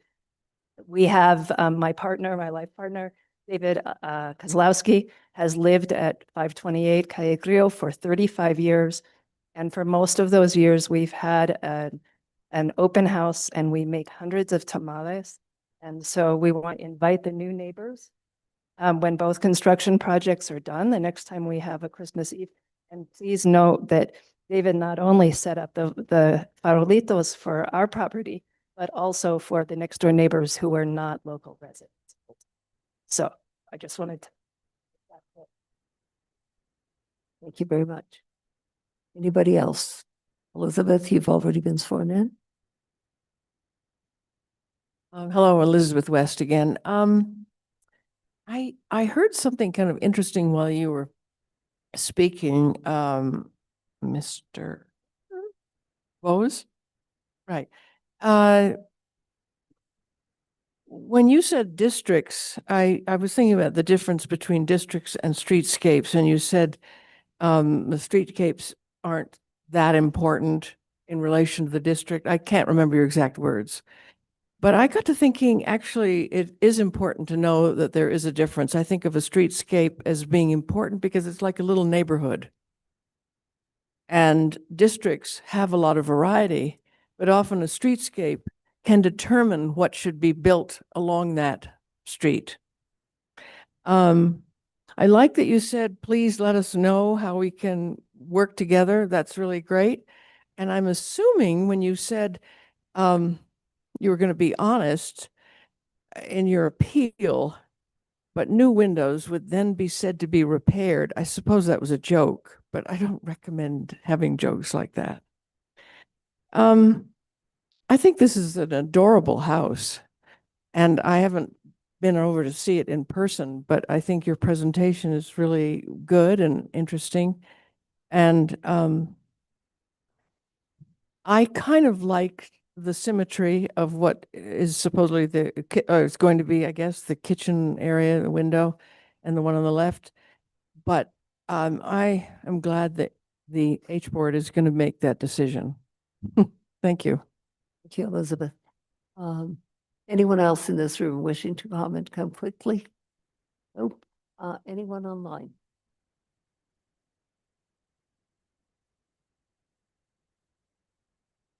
Yes, Chair Rios. Jordan Young, I believe you've previously been sworn, so please state your name and address and provide comment. Jordan Young, I live at 652 Galisteo Street. I want to congratulate Raja on a wonderful presentation, and I hope that you will grant him his birthday wish. I also hope that it will be easier in the future to replace windows, especially if they aren't functional and weren't installed properly. There needs to be more sanity in how we make these decisions. Style matters, but also how people live and how they're able to afford to go through these processes and execute your recommendations is also important. Thank you. Thank you. Anyone else? Yes, Chair Rios. Stephanie Beninato has her hand raised as well. Previously sworn. Stephanie, you may speak. Thank you. Stephanie Beninato.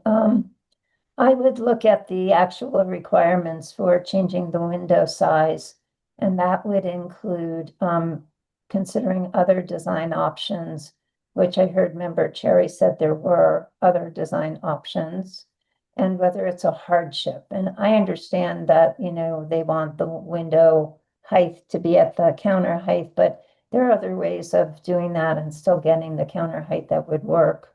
And there is a symmetry to the windows at that height. And the symmetry seemed important for some things, but now is not important for the sill height for the architect. And then in terms of whether it's a picture window or not a picture window, I do remind you that the applicant is the one who has to prove overwhelmingly what was there or not there. And they can't prove that there was something else there. So we have to assume that a picture window was there. And I know that I owned a house from the 1890s, and it had picture windows in it in places that you wouldn't necessarily think there would be. And they were there probably from the 1950s or 60s. So they could be historic. I mean, I understand this one's been replaced. I'm happy that the terracotta porch is not, the overhang is not going to be changed. And I do urge the board to keep the white or lighter detailing on the windows and not the heavy bronze look that the applicant initially wanted. And I'm also surprised if there's going to be a lot of changes here. And the idea is that they're not repairable, that there isn't a window assessment. And I know that it can cost some money, but you know, this was something that you bought into and knew what you were getting into again.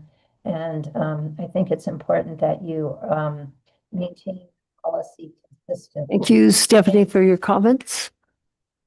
And I'm going to guess there's no one else online.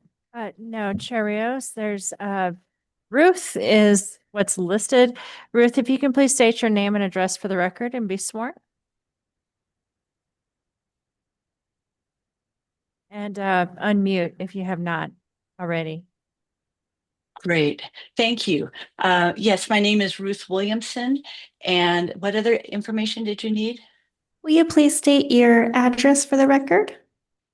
I am an owner of 521 Calle Corvo. Do you solemnly declare and affirm that the testimony you have in reference to this item shall be the truth and nothing but the truth, and do this under the penalties of perjury? I do. Thank you. Yes. I will be brief. Thank you very much for this opportunity to present our plans for the remodel of 521 Calle Corvo. My husband Lou Pepper and I fully support this process with its intention to protect the integrity and historic legacy of these Santa Fe neighborhoods. We also respect the time and dedication of this volunteer board. Thank you for your service. It is not always an easy seat to occupy. For context as to the why of this remodel, I'd like to offer a few brief comments.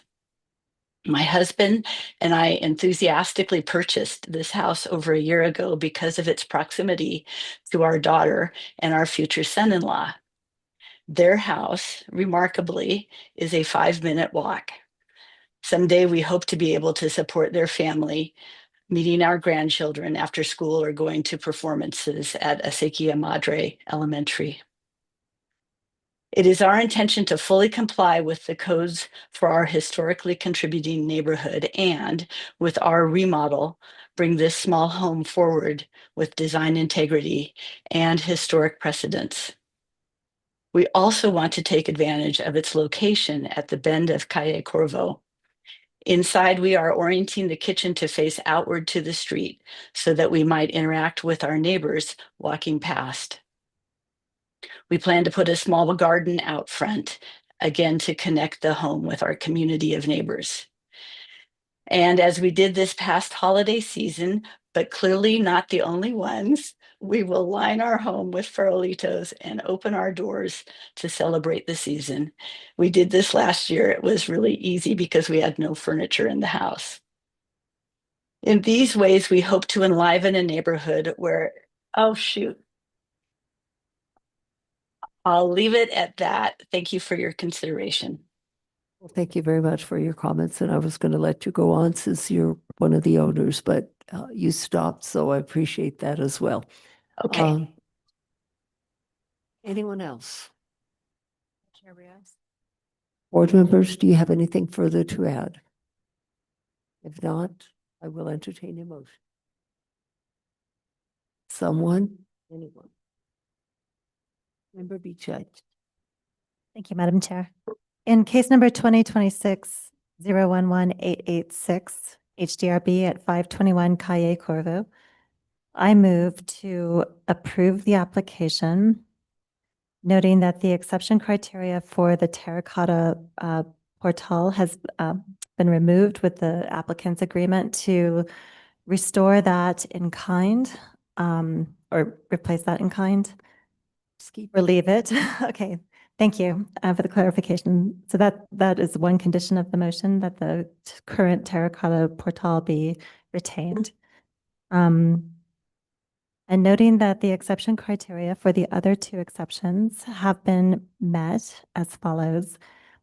The complete window replacement is approved based on additional testimony given tonight about the poor condition of the windows and the fact that they are not true divided light windows. Also, the fact that the HICP refers to the northernmost picture window as modern. And the other exception criteria for narrowing or reducing the opening for the picture window sill is based on the testimony that that described the practical use of the indoor space in relation to balancing the architectural symmetry on the outside, and also by the fact that the symmetry that is proposed maintains the grid on both sides of the portal in a way that I think is less impactful if those were all in one plane. So the second condition of the motion is that the picture window that's currently under the portal be retained, and that the trim, the current white trim, also be retained. Clarification that it is, the design intent is retained, but it is part of a new window The unit. new window, yes. The full window replacement is approved, but the window under the portal shall have the large picture window design, the dimensions, without any mullions in that center portion. Thank you. Everyone has anything else to add? Yes, Member Aguilar Madonna. I would like to, I will second with a friendly amendment per staff's recommendation that it be cementitious stucco. Thank you for that. I agree. It's friendly. I really think that you need to indicate the color of the stucco and the color of the trim on the windows. I think they should remain as is. White for the trim of the windows, yes. The cementitious stucco. Cementitious stucco, the current color would be preferable. Just one other correction to your calling it the northernmost picture window. That's actually the easternmost on the south facade. Thank you. Right. Closest to the garage is the one I was talking about. Yeah. Thanks for that clarification. Anything further to add, board members? Member Bennett? Ask the applicant, is it acceptable to you to retain the same color stucco? It's cementitious. Yeah, yes, Okay, absolutely. so the applicant agrees with that color choice then. I think that. And the methodology of determining that is up to us, or Well, presumably it's probably not even made anymore, et cetera, et cetera. yes, I mean, it's always understood that it's near to that As color near that you as can get. And possible. if there's a question about that, that's up to staff to approve the color choice. Yeah. Anything else? Roll call vote, please. Member Bienvenu. Yes. Member Beachside. Yes. Member Cherry. No. Member Aguilar Madrano. No. Member Dagnan. No. The motion dies. Motion just failed. I will entertain a new motion.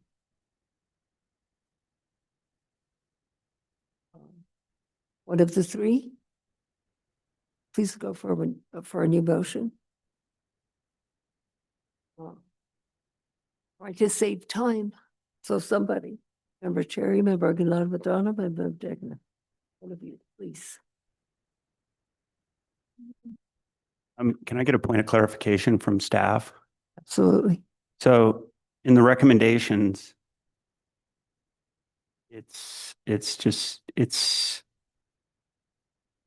maybe I'm just missing it, but it's staff finds that the exception criteria for historic windows shall be repaired or restored whenever possible. It doesn't say have been met or not. Is there? It reads very awkwardly to me, and I'm unclear what staff's recommendation is. Chair Rios, Member Cherry, we left that determination up to the board in terms of what can be repaired or restored. And the presentation that Mr. Bose made this evening, that additional information is certainly the jurisdiction of the board. Okay, because it sounds like you're approving. It says otherwise staff recommends approval, but you're not making a recommendation for repair or restoration of the windows one way or another, or whether there would be a new opening allowed. There's no recommendation being made on that. Chair, Member Cherry, the recommendation was to not change the size of the picture window. But certainly it's up to the board to, based on the evidence presented tonight, to judge that, as well as the primary facades on contributing buildings. Non-primary facades are of less concern. So the primary facades relative to window preservation, with the exception of the non-historic material in that one window closest to the garage. Okay.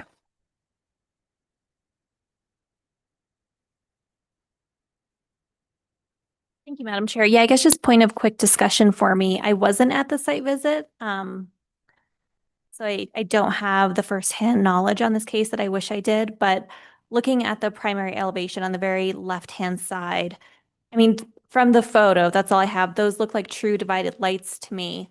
So I don't personally have any issue with replacing the windows, but I'm just wondering, we usually have more conversation about replacing in kind, and even if we replace the window fully, which I'm supportive of, it seems like we should try to mimic the light pattern more closely, specifically on this window, which does appear to be true divided light. But I know there's also disagreement about whether those are, that if anyone else, so that's where I'm stuck on. I'm fine replacing it, but I would like to see the pattern matched more closely to what is there. Are those true divided light on the window on the Am I south allowed side? to speak still? Okay, so with absolutely all the respect due in the world, according to the HICP or our reading of it, which is that basically we have the original window package in the house except for that one southeast one. And based on the evidence we've seen so far of periodically broken muntins and that revealing a truth about the detail, despite the specific case that Member Cherry outlined, it's still of the overwhelming professional opinion on this team that the windows are not true divided light. So I would like to say that. And then as far as responding to the muntin pattern, I fully understand that request. And I'm willing to go there if that's where you want to take it. The only appeal that I would make to you is that we do feel that we've done our best to reintroduce a meaningful divided light pattern that scribes across the whole facade, much in the way that the original one did, albeit not in its exact, portion. Just say that. Would you consider supporting the earlier motion with this information? So my hesitation there is, the different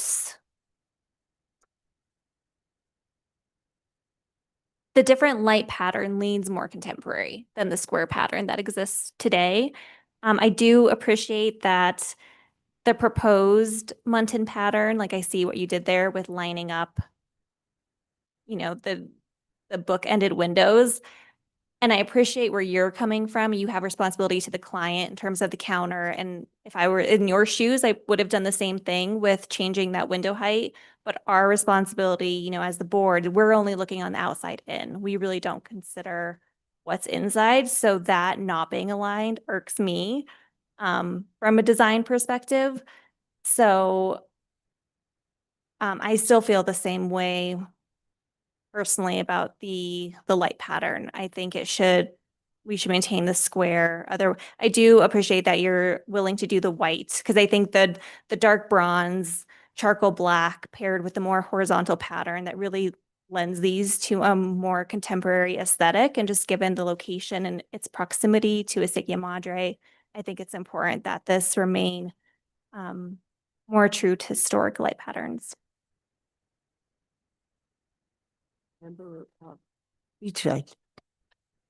Thank you, Madam Chair. I just for a point of discussion, I wanted to point out that there's 3 different light patterns on the front of the house right now on the primary facade, and I believe we go around the house, there's yet others. So I think and the applicant made this point that some harmony with respect to the building itself is of value, and we have followed that in other cases where there's been desperate window designs on the same building. Unifying those under a new common language is an opportunity when you're replacing all of them makes a lot of sense. Requiring them to maintain one style on the front when it doesn't match any other style seems inconsistent with what we've done in the past to me.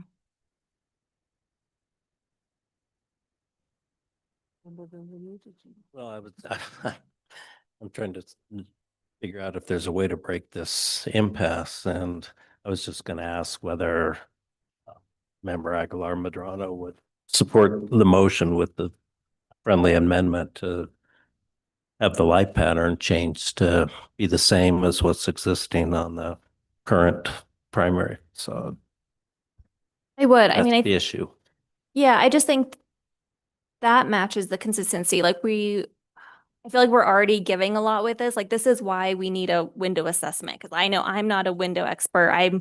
Wasn't there in sight to say what's true divided, what's, historic versus not. So I feel like we're already giving there.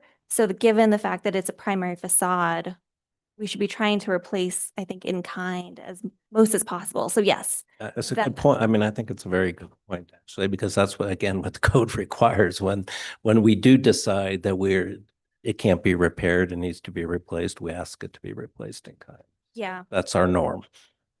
And I was- now that you've really pointed it out, I do think that the design as presented is a little off from the character of the house. So I was under the impression, maybe wrongly so, that because there was not a window assessment, that we were not going to address the windows this evening. I thought we were going to address everything else, but not the windows. We spent a lot of time focusing on the windows. But anyway, yes, Member Dinkman. Thank you, Madam Chair. I would just like to add that since I voted accordingly, that I am comfortable with the comments that have been made, and perhaps we could restructure the motion to incorporate them. Yes. Moving to. Member Cherry. Well, I would just, I guess I would advocate for consistency where we put a lot of energy into like providing evidence that windows through an assessment are, a specific type and construction and style. And I just think we're doing something totally different than we've done in the past. And it's reading to me as real inconsistent. So I'd like to advocate for consistency in the process and sorry, go ahead. Yes, Heather. Thank you, Chair Rios. The window assessment is not something that is required by code. It is something that is requested.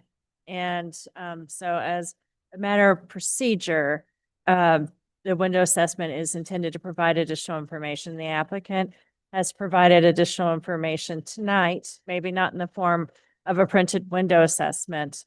And then the windows that we're really discussing are those on the primary facade. Other windows on the rest of the building are either not historic or a similar character to the ones that sort of have the problems with the Muttons not being genuine, or what, I don't know if that's the right term, but anyway.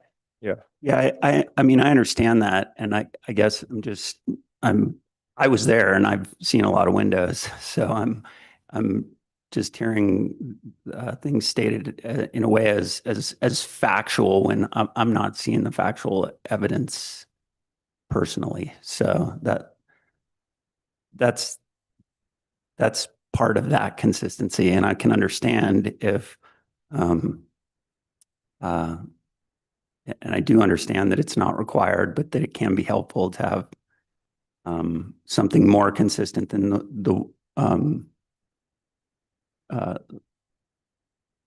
one example that was presented by the client or the applicant, excuse me. So I think it's important from my viewpoint, what Member Aguilar Medrano was indicating, that this is a primary facade. So I feel that the primary facade should try to remain as close as possible to what it has always been. Elizabeth said something that stuck in my head. She said, this is important. The neighborhood is important. It's like this little not a compound, a little neighborhood. I attended a Seque Madre school. Some of my friends lived here on Calle Corvo. And I remember some of these homes, and picture windows were perhaps not every home on that block in that area had picture windows, but that is something that was, when I look at the existing house and I compare it to what you are trying to do to this, it just changes the character of it. I think that if you have the opportunity for the rest of the house to change windows that are energy efficient and aren't changing the openings, I think for me, that's appropriate. But the front of the house, that's what's facing the street. That's what I would not want to change. And I do appreciate that I'm hearing from you a cooperative spirit, and I do appreciate that. The fact that you and the client didn't want to change the tile, the terracotta tile. Absolutely. And I would just like to state clearly that we are open to the basically in-kind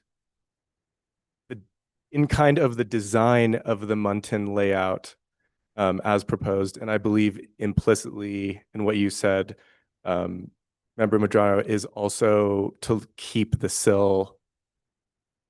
Well, you frame it how you want in your motion, but we're amenable to such changes, and especially if it means we can get the new window package. And, that's our So- position. So To make a motion. that's appreciative. Appreciative. So. Thank you, Madam Chair.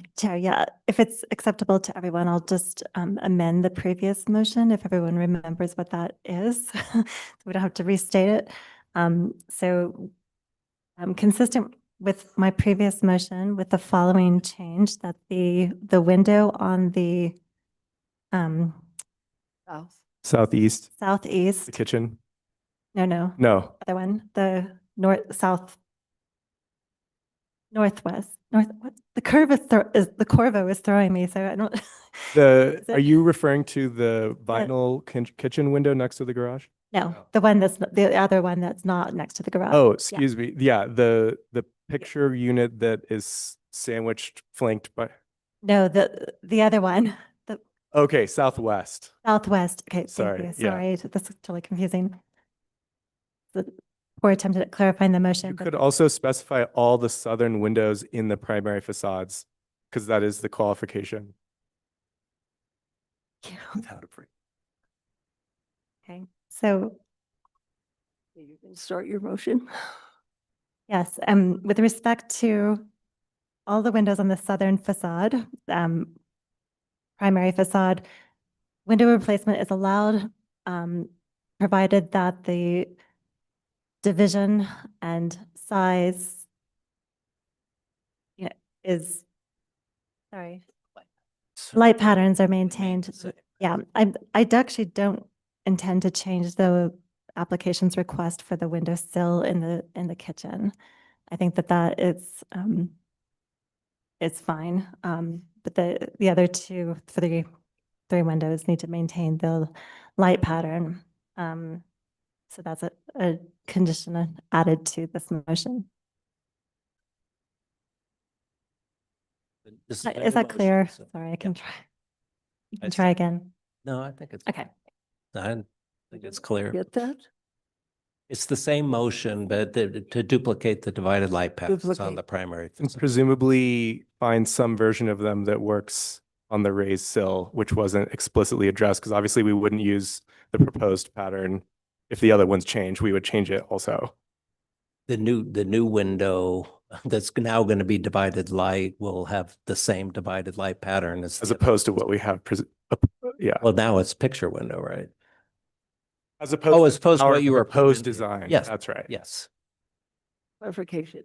The picture window on the far right, closest to the garage, that's going to have a light pattern that is going to simulate the light pattern on the window to the far Yes. left of the front The same facade. pattern Yeah. across the facade. That's what your motion is. It won't fully match, I don't believe, because your motion doesn't allows them to be different. To be different sill heights, yes. We're talking about the proportions of the divided lights. Yeah, which we can maintain despite the sill jumping up one cell. Right, like the Excel spreadsheet, we can Yeah. maintain the grid across the front, Absolutely. just shortening that window. I second that. I'm clear on the motion. I think I still don't support raising the window. that I'm clear on the motion. But I have a feeling we might be stuck again. Okay, there was a motion and there was a second to the motion, correct? Okay, roll call vote, please. Okay. Member Bienvenue, Yes. Member Beachside, Yes. Member Cherry, No. Member Aguilar Madrano, No. Member Dagnan. No. The motion dies. One of you other people, I would suggest that you make the motion. Can I make a try? Because I think I know what we We need. can lower the kitchen. We're just narrow, this is like a negotiation through motions. Basically, I will move that in the same case, the same motion be repeated with the action, with another addition that the sill height remain the same on the existing picture window. Aguilar Madrano, second. Roll call vote, please. Member Bienvenue, Yes. Member Beachside, Yes. Member Cherry, No. Member Aguilar Madrano, Yes. Member Dagnan. Yes. The motion has passed, Chair. Thank you. Happy birthday. Okay, and now, is it actually your birthday? No. Okay, we're gonna move on to the next case, and I thought everything was gonna go quickly this evening. 507 and 509 Coronado Road.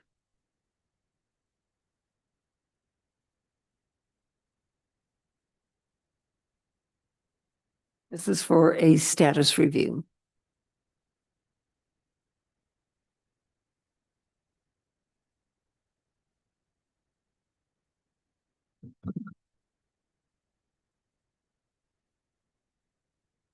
Case number 2026-012025 HDRB 507 and 509 Coronado Road.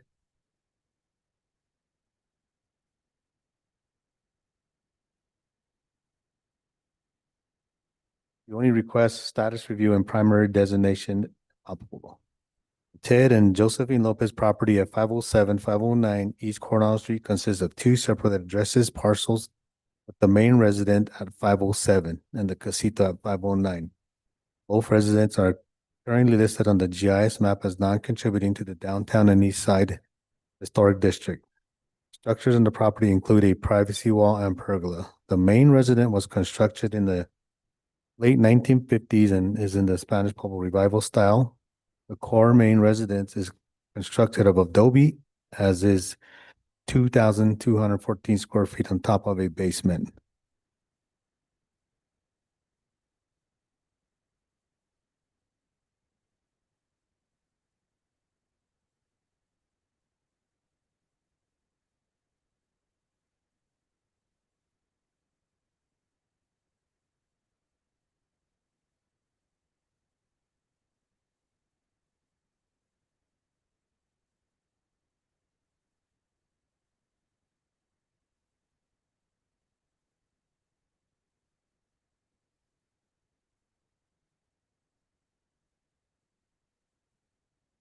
I see, I'll just share from my screen.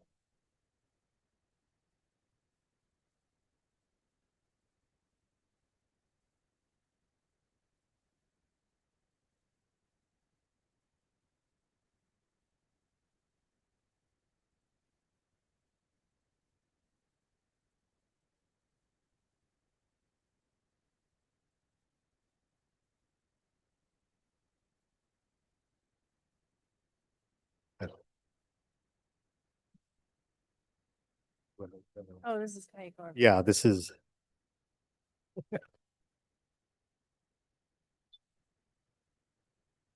There it is. Okay.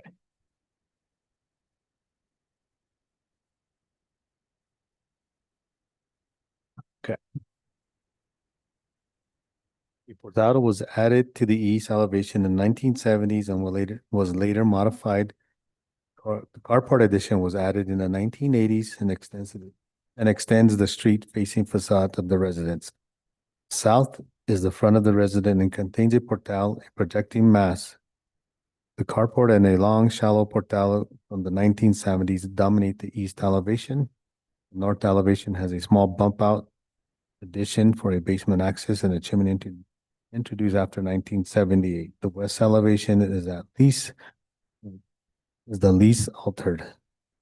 The windows throughout the residence are combinations of metal and vinyl windows. The 750 square foot casita was built post 1978 in characteristics of a passive solar design from the late 1980s or early 1990s.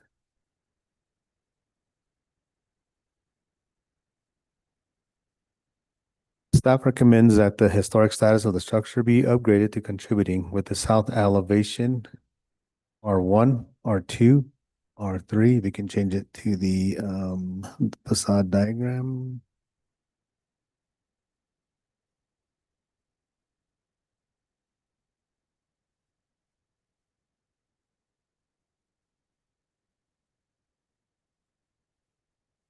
Staff recommends a historic status of the structure be upgraded to contributing with the south elevation R1, R2, R3, including the portal with the pony wall, and excluding the non-historic windows, doors, and the carport as the primary facade, casita, yard wall, and pergola as non-contributing per 14-04.06C designation of significant contributing and non-contributing status within the historic district.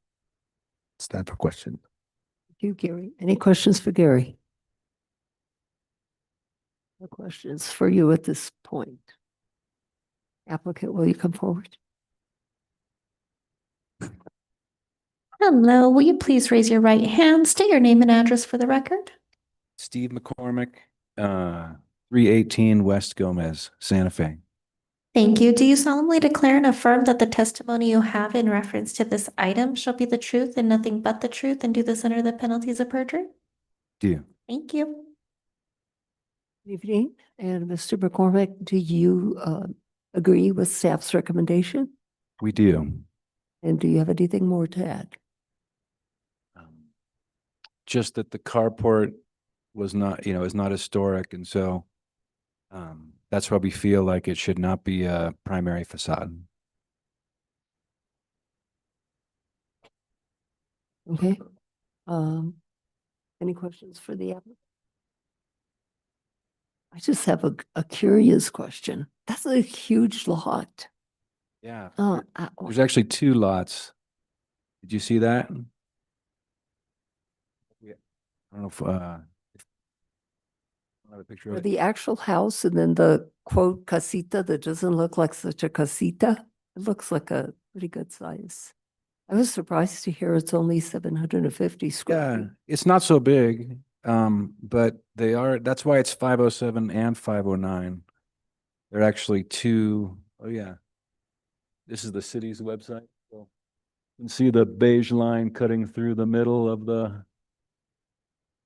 what looks like one lot.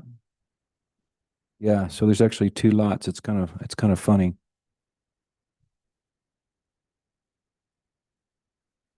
Right, well, if you don't have questions for the applicant, anyone in this room wishing to comment on this project? No one. Anyone online?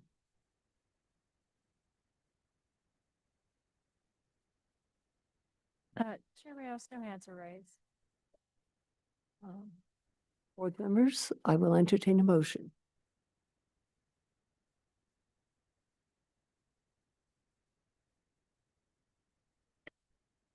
Somebody? Did one of you raise your hand? Member Aguilar? Okay, in case number 2026-012025-HDRB at 507 and 509 Coronado Road, I move to upgrade the status of the main building to contributing with the south elevations, including the portal and the pony walls, excluding the non-historic windows, doors, and carport as the primary facade. And give the status of the casita, the yard wall, and the pergola as non-contributing, consistent with staff's recommendations. Second. Anything further to add? Nothing further. Roll call vote, please. Member Bienvenu, Yes. Member Beachside, Yes. Member Cherry, Yes. Member Aguilar Madrano, Yes. Member Degnan. Yes. The motion has passed, Chair. And the last case this evening is on Cayo Corvo, 528 and 530. Lanny, may we hear from you? You missed 619 West Alameda. Can you see if my applicant is online, Heather? Oh. I don't know why I checked it off. Yes. Is there someone here for 619 West Alameda? Yes. Okay, sorry. Yes, we are here. Okay, actually, I had checked you off and we haven't heard your case. I guess I'm in a hurry. It's actually, we have to hear 619 West Alameda. Thank you. Okay. So I don't think the presentation's going to work again, Heather.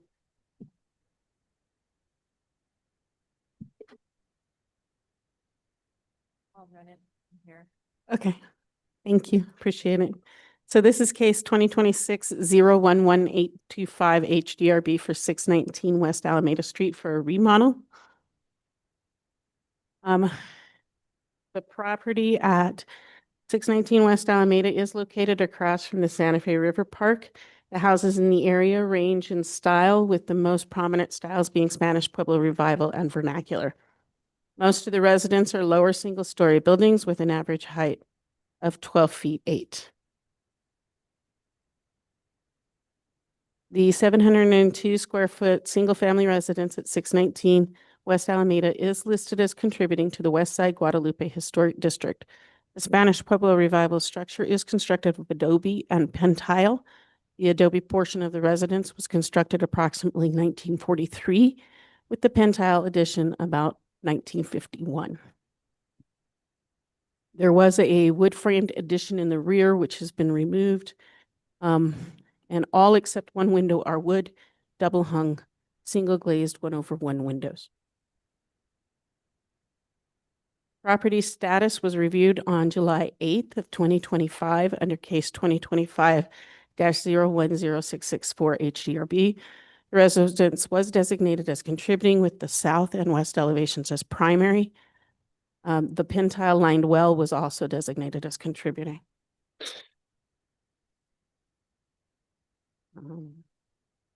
Next slide.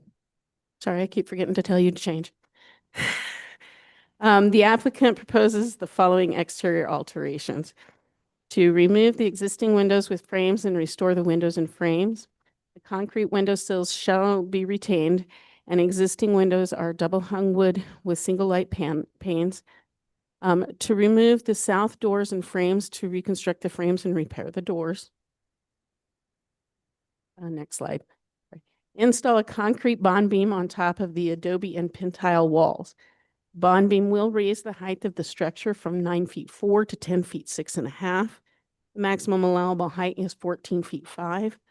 They have requested an exception to section 14.4.6 E24B to raise the height of a contributing structure. And then they want to reconstruct the roof and install a new.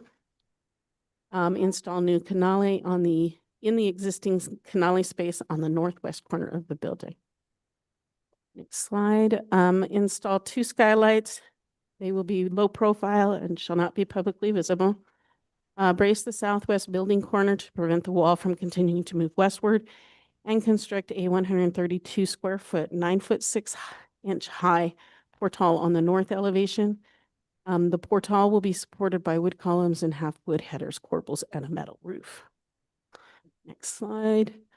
Replace both the north pedestrian doors with half-light wood doors with panels, and install a ground-mounted HVAC condenser on the southwest corner of the building. They will install a 40-inch high coyote fence to screen that HVAC condenser, otherwise it would be publicly visible. Install a 40-inch high masonry yard wall courtyard on the southeast corner of the building and install a 40-inch high stucco finished masonry yard wall along the east property line north of the residence. There is an exception to section 14-4.6 E2 4B to increase the height of the contributing structure because there is a need to install a bond beam on the building. The bond beam is required by building code and will increase the height of the structure by 10.5 inches. Chair Rios asked that I put the photo of the windows to share with the board the condition of the windows that will be repaired. So these are those windows that this is a sample of the windows that are in the building that will be repaired. Staff recommends approval of the exception to section 14-4.6 E2 4B to raise the height of a contributing structure and recommends approval of the items that do not require an exception and finds that the application complies with 14-4.6 E general design standards for all historic districts and 14-4.6 G5 for the West Side Guadalupe historic design standards. Thank you, Lanny. Any questions for Lanny? I just wanted to comment in reference when we saw the condition that these windows are in and that the applicant is proposing to repair the windows. I was astonished actually, and I have to commend the applicant. He's going to try to repair these windows. I think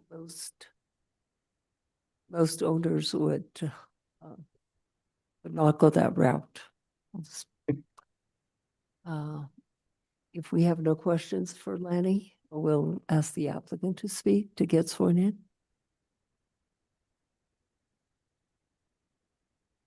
Hi, my name is Maxfield Scott, and I'm the owner of 619 West Alameda.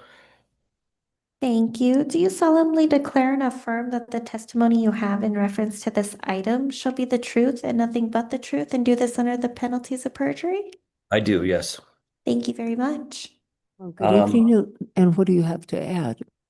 Just, we were excited to remodel this gem that is on one of the main thoroughways into downtown. And again, like you said, Ms. Rios, I've worked with the board on other historic properties, and I think it is important to put in the effort to preserve and restore the period specific items that are relevant to the home. So that's why we went the route to hire the historian to do the assessment of the windows, and we are going to put in the additional costs to preserve the windows.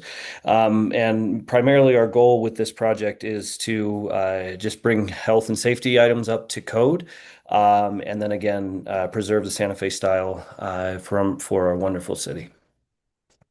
Thank you. Board members, do you have questions for the applicant?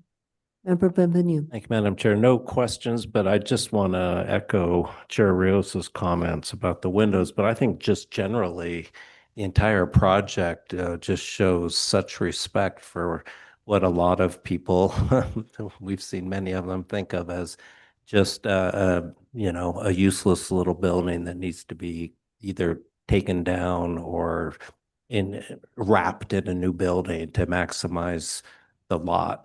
And I just think this is a very, very sensitive remodel, and I really appreciate what you're doing. Thank you. Any other questions or comments? None. Anyone from the public wanting to speak? No one in this room. Anyone online? Yes, Chair Rios, Stephanie Beninato. Good evening, Stephanie Beninato. I guess my only question is I wasn't quite clear about the windows. I hear repair, but then I heard that they were going to be double pane. And so it doesn't sound like they're being repaired and replaced or that the same window is going to be there. It's going to be a more energy efficient window. So I wonder if there could be some clarification as whether it's going to they're going to be single pane windows or double pane windows, and that it's the frame and the design of the window that's being repaired, but the windows, the glass itself, the glazing is going to be modernized. Thank you. And otherwise, let me just say, I think it's wonderful what they're doing. I think the bond beam is necessary, and I love that they're going to screen the HVAC system. Thank you. Thank you. Anyone else? No, Chair Rios. Motion, please.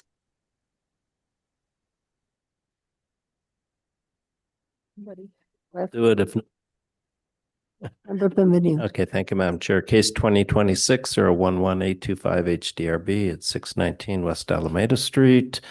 I move that findings be entered, that the exception criteria have been met for the reasons set forth in the staff report, and in all other respects, this project conforms with the code, and move that it be approved as submitted.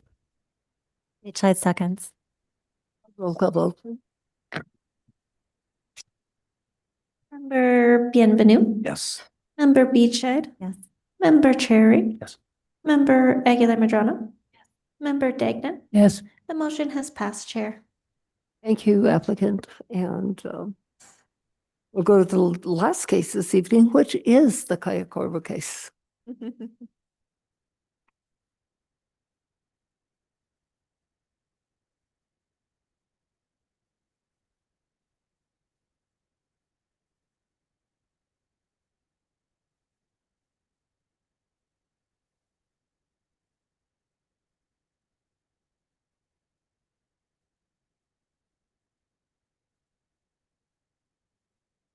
Case number 2026-011997-HDRB 528 and 530 Cayo Corvo, Downtown and East Side Historic District, contributing structure. The main residence was constructed of concrete masonry units in the 1950s. The building retains a steel combination windows and east facade portal with ornamental iron details. There is a greenhouse style window on the south elevation of the casita portion of the building. The portal roof is clay tile, which contrasts with the Territory Revival style brick coping on the residence parapet tops. Workshop and storage structures in the rear of the property is a former garage with an attached workshop, was constructed in 1951 of concrete mason units.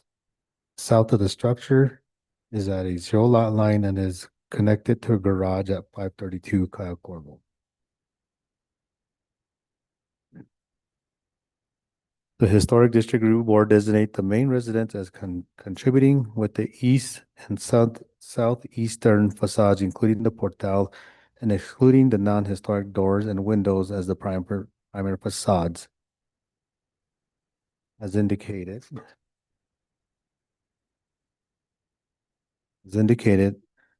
As number 1 and 2 on the facade drawings. Designated the workshop and garage as non-contributing.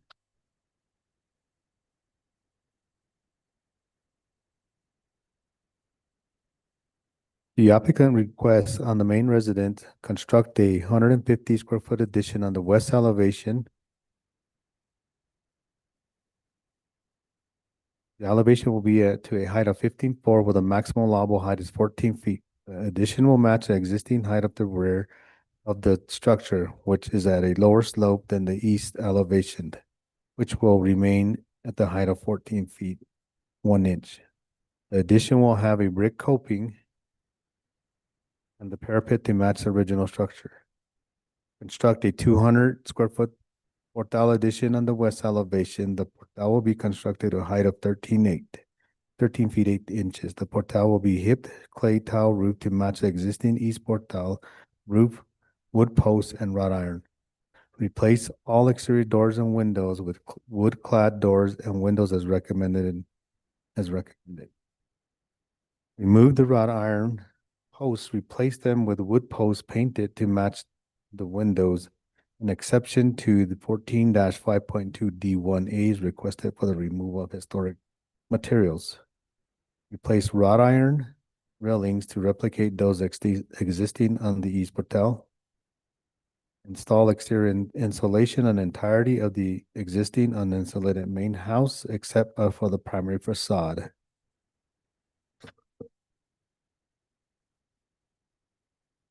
On the studio, construct a 32 square foot entry portal on the east elevation of the studio. The portal will have wood columns and a parapet roof, and replace the windows and doors. Staff finds that the exception criteria have not been met and recommends denial of the exception to section 14-5.2 D1A for the replacement of the wrought iron columns with wood columns. Otherwise, staff recommends approval of the other elements of the applications which do not require an exception, as they comply with 14-5.2 D general design standards of all historic districts and 14-5.2 E downtown and east side historic design standards. It's time for question.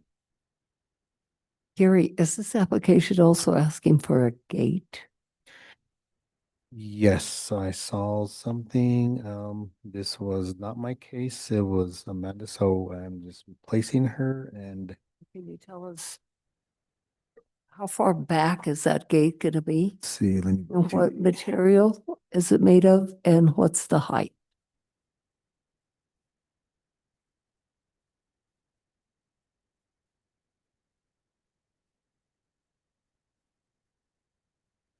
It looks like the gate is far back to the end of the western residence. Let's see it right.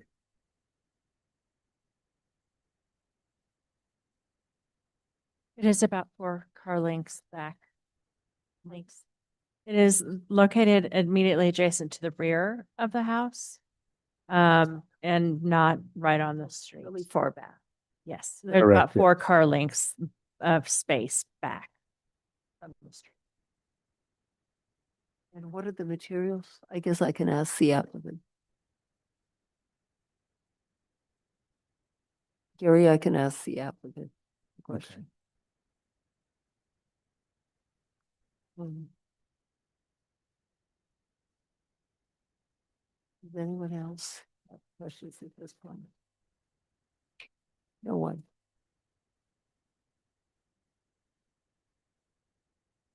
I'll ask the applicants to come forward, get sworn in.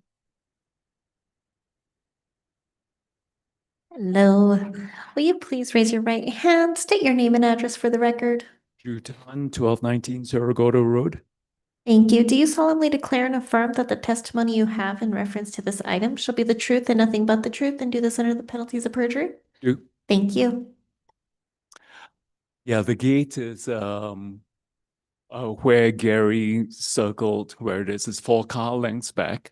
The materials is going to be, it's basically it's a steel frame wood clad gate that is, I believe, 4.5 feet wide, 4.5 feet tall. I don't know whether we can zoom. Oh, okay. You can see, yeah, on the rendering, on the illustration on the left side. So that's the inspiration over there. Yeah, 54. Yeah, 54 inches. So that's 4 feet 6 tall. Yeah, it's 4 feet 6 tall. And at this point, the assumption is that the wall that is seen on the south side of this gate, it's a future wall that the neighbor 532 might be building as part of their proposal, which is, I believe, still in flux. So that wall may or may not be there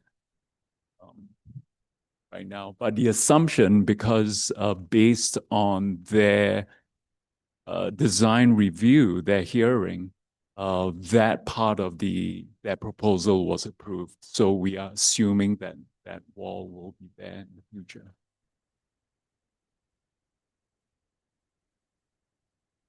In reference to the steel that is in the front, you are proposing to replace some Yeah. of that with, are you replacing that with beams or with vigas? Wood posts, basically 6x6 wood posts. We are proposing to replace right now the wrought iron posts, right? Those slender posts with 6x6 wood posts. One of the primary reasons is the current structural condition of that portal right now. A few of those posts are kind of shaky. One is almost falling off and basically not connected to the building at all. Secondly, the beams actually may need to be replaced because if you're looking at the south elevation of the portal, on the west side of that south elevation of that portal, that beam stops short of the building actually and can actually fall. And that steel post, or those steel, I would call it a lattice, actually, not a post. The lattice is actually disengaged from its surroundings. It can be moved. So a lot of work has to be done. And then there's some rot in the, so the portal structure has to be kind of really refurbished, maybe some elements, some of the members replaced in kind. So the only things that we want to replace are the wrought iron lattice posts, those. So. How many poles would there be? The same number as currently. I mean, there's a 1, 2, 3, 4 on that. On the south side, there are currently 1, 2, 3, 4. And then on the east side, which was that top left, I think there are another 4.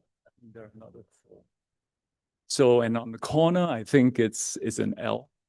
There are 2 like, so I think there are 8, and I think I believe we're proposing 8. Staff is not agreeing to this. Then can we look at the south elevation?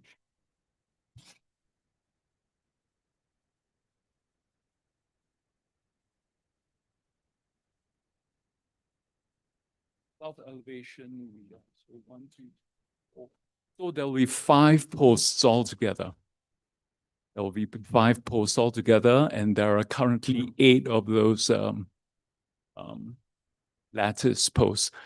But the general bay division remains the same, right? 3 on the east side, 3 bays on the south side. Similarly, there'll be 3 bays on the east side and 3 bays on the south side. Any other questions or comments, board members? Member Bichette? Thank you, Madam Chair. Just on that topic, is it possible to retain or replace the wrought iron lattices? I suppose anything is possible. We're a little bit afraid of damaging them when we do remove them, because they will have to be removed and then properly secured to the top and to the bottom. Right now, they're also asymmetrically installed to the outside of the beam that it's supposedly carrying, as opposed to the middle. So one of the results is that that beam over time, right, has rotated a little bit, So, we also want to replace them. We would like to replace them with wood poles to be more consistent with the immediate neighbors to the north and to the south. Those houses have wood posts instead of. Are they structural? Are they just decorative? Well, they're barely structural right now. So originally, I think they were built that way. I mean, it kind of looks like a Victorian or something you would see in New Orleans, right? Are they intended to be a structural element? Or it's meant to be structural, but then I think if it was more authentic, there would be more steel elements. I think there would be maybe a steel beam, or of the sort, So that's kind of a general feeling. Thank you. Yeah. So we kind of just want to make, and you know, in the back, we're introducing a new portal on the west side. And being a new portal, we are proposing wood posts. So we're trying to make the whole thing more consistent. This metal, is it original to the house? I believe so. Yeah. Any other questions? Member Benvenu? Thank you, Madam Chair. The headwind I think that you've got on that is that it was just a few months ago that the board specifically designated the metal portal as being part of the primary facade. So clearly wanted to protect that. And that means that even if there were structural problems that couldn't be repaired, it would need to be replaced in kind unless you meet the very high threshold of getting an exception for that. So I do think that it's interesting because clearly that's not Santa Fe style. And so there would naturally be other houses nearby that have a completely different look, but there are quite a few houses in our historic districts that have that aesthetic element in them from that era. And I do think that, I certainly would want to protect that in this house, and I think the board traditionally has in the past. The gate, for consistency's sake, if you were here earlier, you heard us talk about the fact that we tend to like that for more than 25 years, the goal has been to have fenestration on gates. So is that something that you would accept with this wooden gate? And again, by fenestration, we're not talking about large window openings. We're just talking about something to break up the wood, to let some light through. Basically introduce like a little motif. A motif in between the planks to create some detail on the gate. Yeah, that's acceptable. And that's acceptable. It's set pretty far back, but I think that would prevent it from looking too imposing and also you mentioned that you were picking up a design from someplace else. Was it from the neighborhood or? I thought you said that you had David Kozlowski, who's the longtime resident in 530, is a carpenter. He's an artisan, and so that gate is the gate that he built, and he wanted to replicate. Okay, yeah. There's nothing wrong with the gate, but I do think we can. We can modify some fenestration just to help some light get through and make it look a little bit less like blocking off the property would be perfectly acceptable. That's all I have. Thanks. Any other questions? Thank you, Madam Chair. Is the existing stucco, is that cementitious? Is it synthetic? Sorry, could That's you okay. repeat that? The existing stucco, can you just tell us a bit more about that? Is it cementitious? Is it synthetic? It is cementitious. Is that, and we are proposing cementitious stucco around the entire house. Okay, thank you. Yeah. And the color? The color is fawn, I believe, which is on the approved list. And then under the portal is cream, which is also on the approved list. Perfect. Yeah, I saw the colors. I don't know that cementitious was called out, so hopefully we can include that in a motion. If you're agreeable with that. Okay. Any other questions or comments? Anyone in this audience wishing to comment? There was another exception with regards to moving the steps that is part of the application. Currently, there are 2 sets of concrete steps, one for each address. There's one on the south side of the portal, and then one on the east side of the portal. And we wanted to consolidate them to a single step on the southeast corner of the. So you're going to close one of them off? Yeah, we're going to close like this one. You can see this is the south elevation. Yeah, there is that step over there. One main reason is that stair protrudes into the driveway, and also protrudes into the concrete portal slab. And it's quite a hazard for people walking within the portal. Secondly, especially with an imminent kind of introduction of a wall between 530 and 532, our driveway becomes like 9 feet or 9 feet 4, and the protrusion, would reduce that further by another 18 inches. So we wanted to keep that driveway really clear looking back, safety reasons also. We felt that, those concrete steps are in pretty bad condition, and that kind of just wholesale proposing a single run going in on the southeast corner of that portal will do well. Thank you. Madam Chair. Thank you, Madam Chair. Just for clarification, maybe we need staff to weigh in. I don't think, there's nothing about that in the staff report.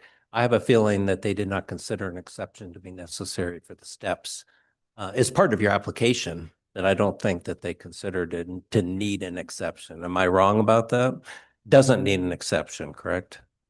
Chair Member Bienvenue, that's correct. Okay, just to clarify, it is part of your application that you're asking for that. You just don't need to meet the high standard. Because the portal is Portal is part of the primary facade. Thought removing Historic material from the primary facade, but the steps were not designated as primary. Elizabeth, were you going to comment? Yes, it's kind of weird little supports for the porch area, and I would be sympathetic with them wanting to change it, but it's kind of fun. It's sort of eccentric, and that's partly what we're about here too. I hope they can use them again and fix that up. I'm interested in the color. I don't know if it's just the what we've been seeing in the photograph, or the color of the, what do you call that, coping along the brick at the top of the main building, and then the terracotta over the, they just sort of are strange color, but that's part of the fun of this, maybe. Is that what it really looks like when you were out there looking at it?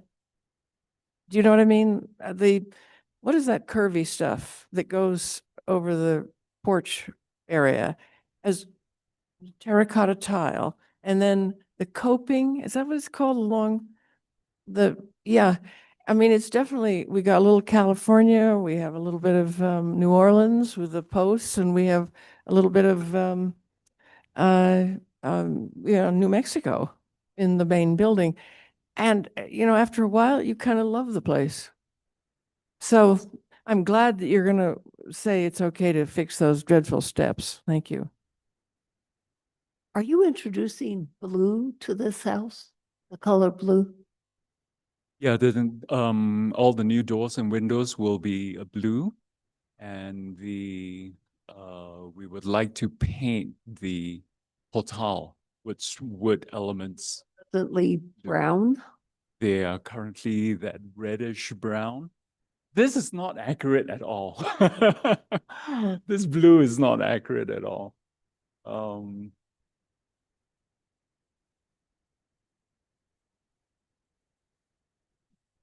It's a lot nicer than. It is not accurate because. Yeah, it's more like a teal. It's much more Santa Fe. It's not like a. Oh, that's the incorrect color of blue? Yeah, it's much more like a Santa Fe blue. I mean, we actually, no, that's, and we also have a specific RGB specification for that blue. It's going to be a custom blue. So, I don't know I don't have a color print with me. We were in the middle of public comment. Is there anyone online? Yeah, but also that's not. Oh.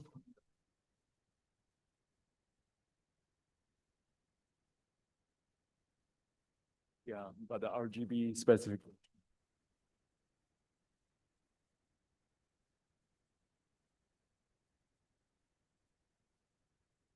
About the posts, one thing that you didn't mention is that part of the terracotta roof on the portal is falling structurally.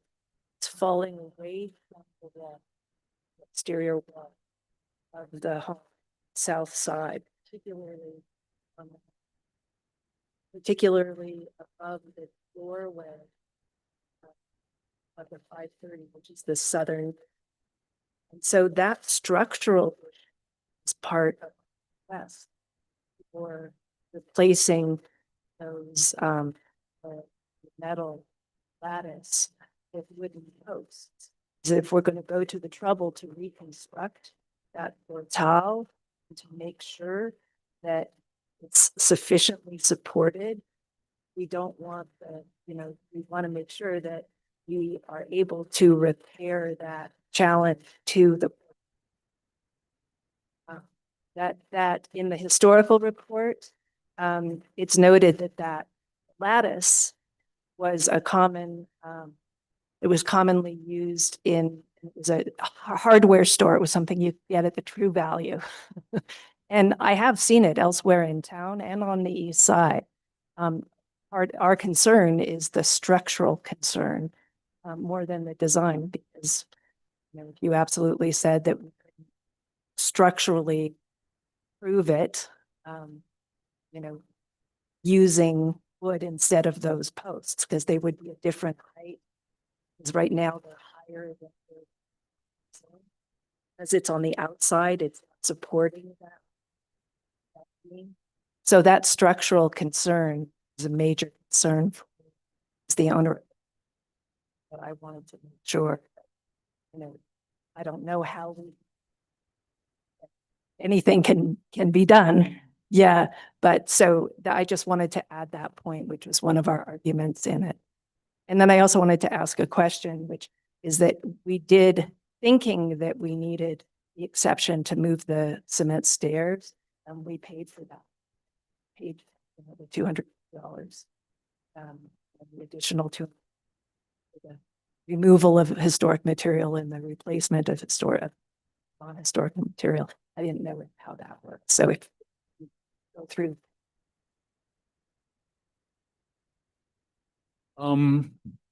I would be open to retaining the, because I think I can come up with solutions, structural solutions to hold up the portal and retain those as maybe more decorative elements as opposed to the wood posts.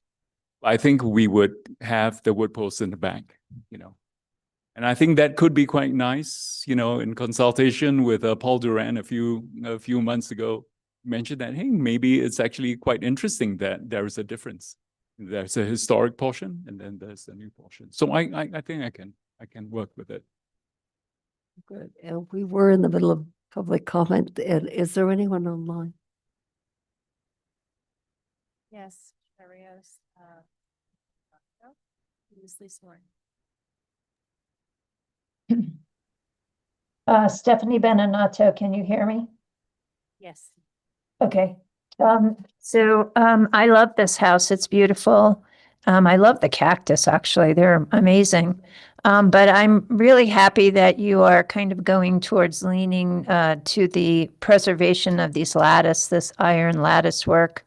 I think it makes the house unique, and I think it's really character defining, and certainly metal can be reinforced and made to be more structurally sound. Obviously, it held up this porch for quite some time and can continue to do so.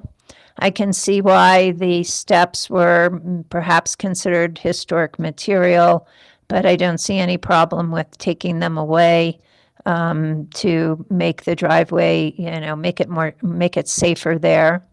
I'm wondering on the back portal, I understand they want to do wood, but are the railings, are they going to be metal or are they wood? And again, it's since you can't see it, to me, it's not of a great concern.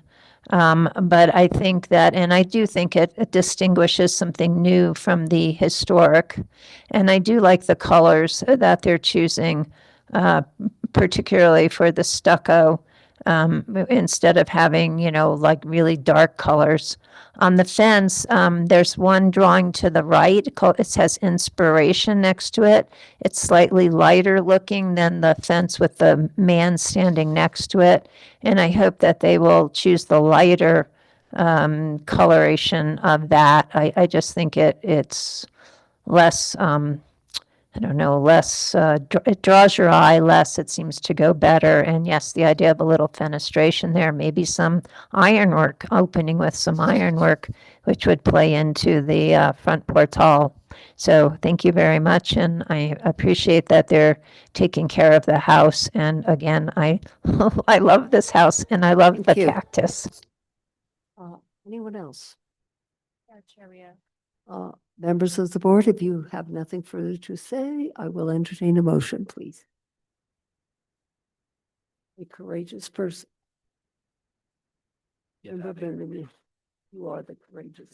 Well, thank you, Madam Chair. 2026-011-997 HDRB 528 and 530 Calle Corvo, one of my favorite streets. I move that the exception request for the removal of historic materials. I'm almost going to ask, actually, before I make the motion, has that been withdrawn in favor of just agreement to go ahead and repair the wrought iron? That'll make the whole process Yes, a little we simpler. will- yeah, Withdraw. we will. Great. So thank you for that. And this motion, approve the application as submitted, noting that the applicant has agreed to withdraw the request to replace the wrought iron posts and instead will retain the wrought iron posts in the front portal. And with the additional condition that there be some fenestration on the wooden vehicular gate to be submitted to and approved by staff.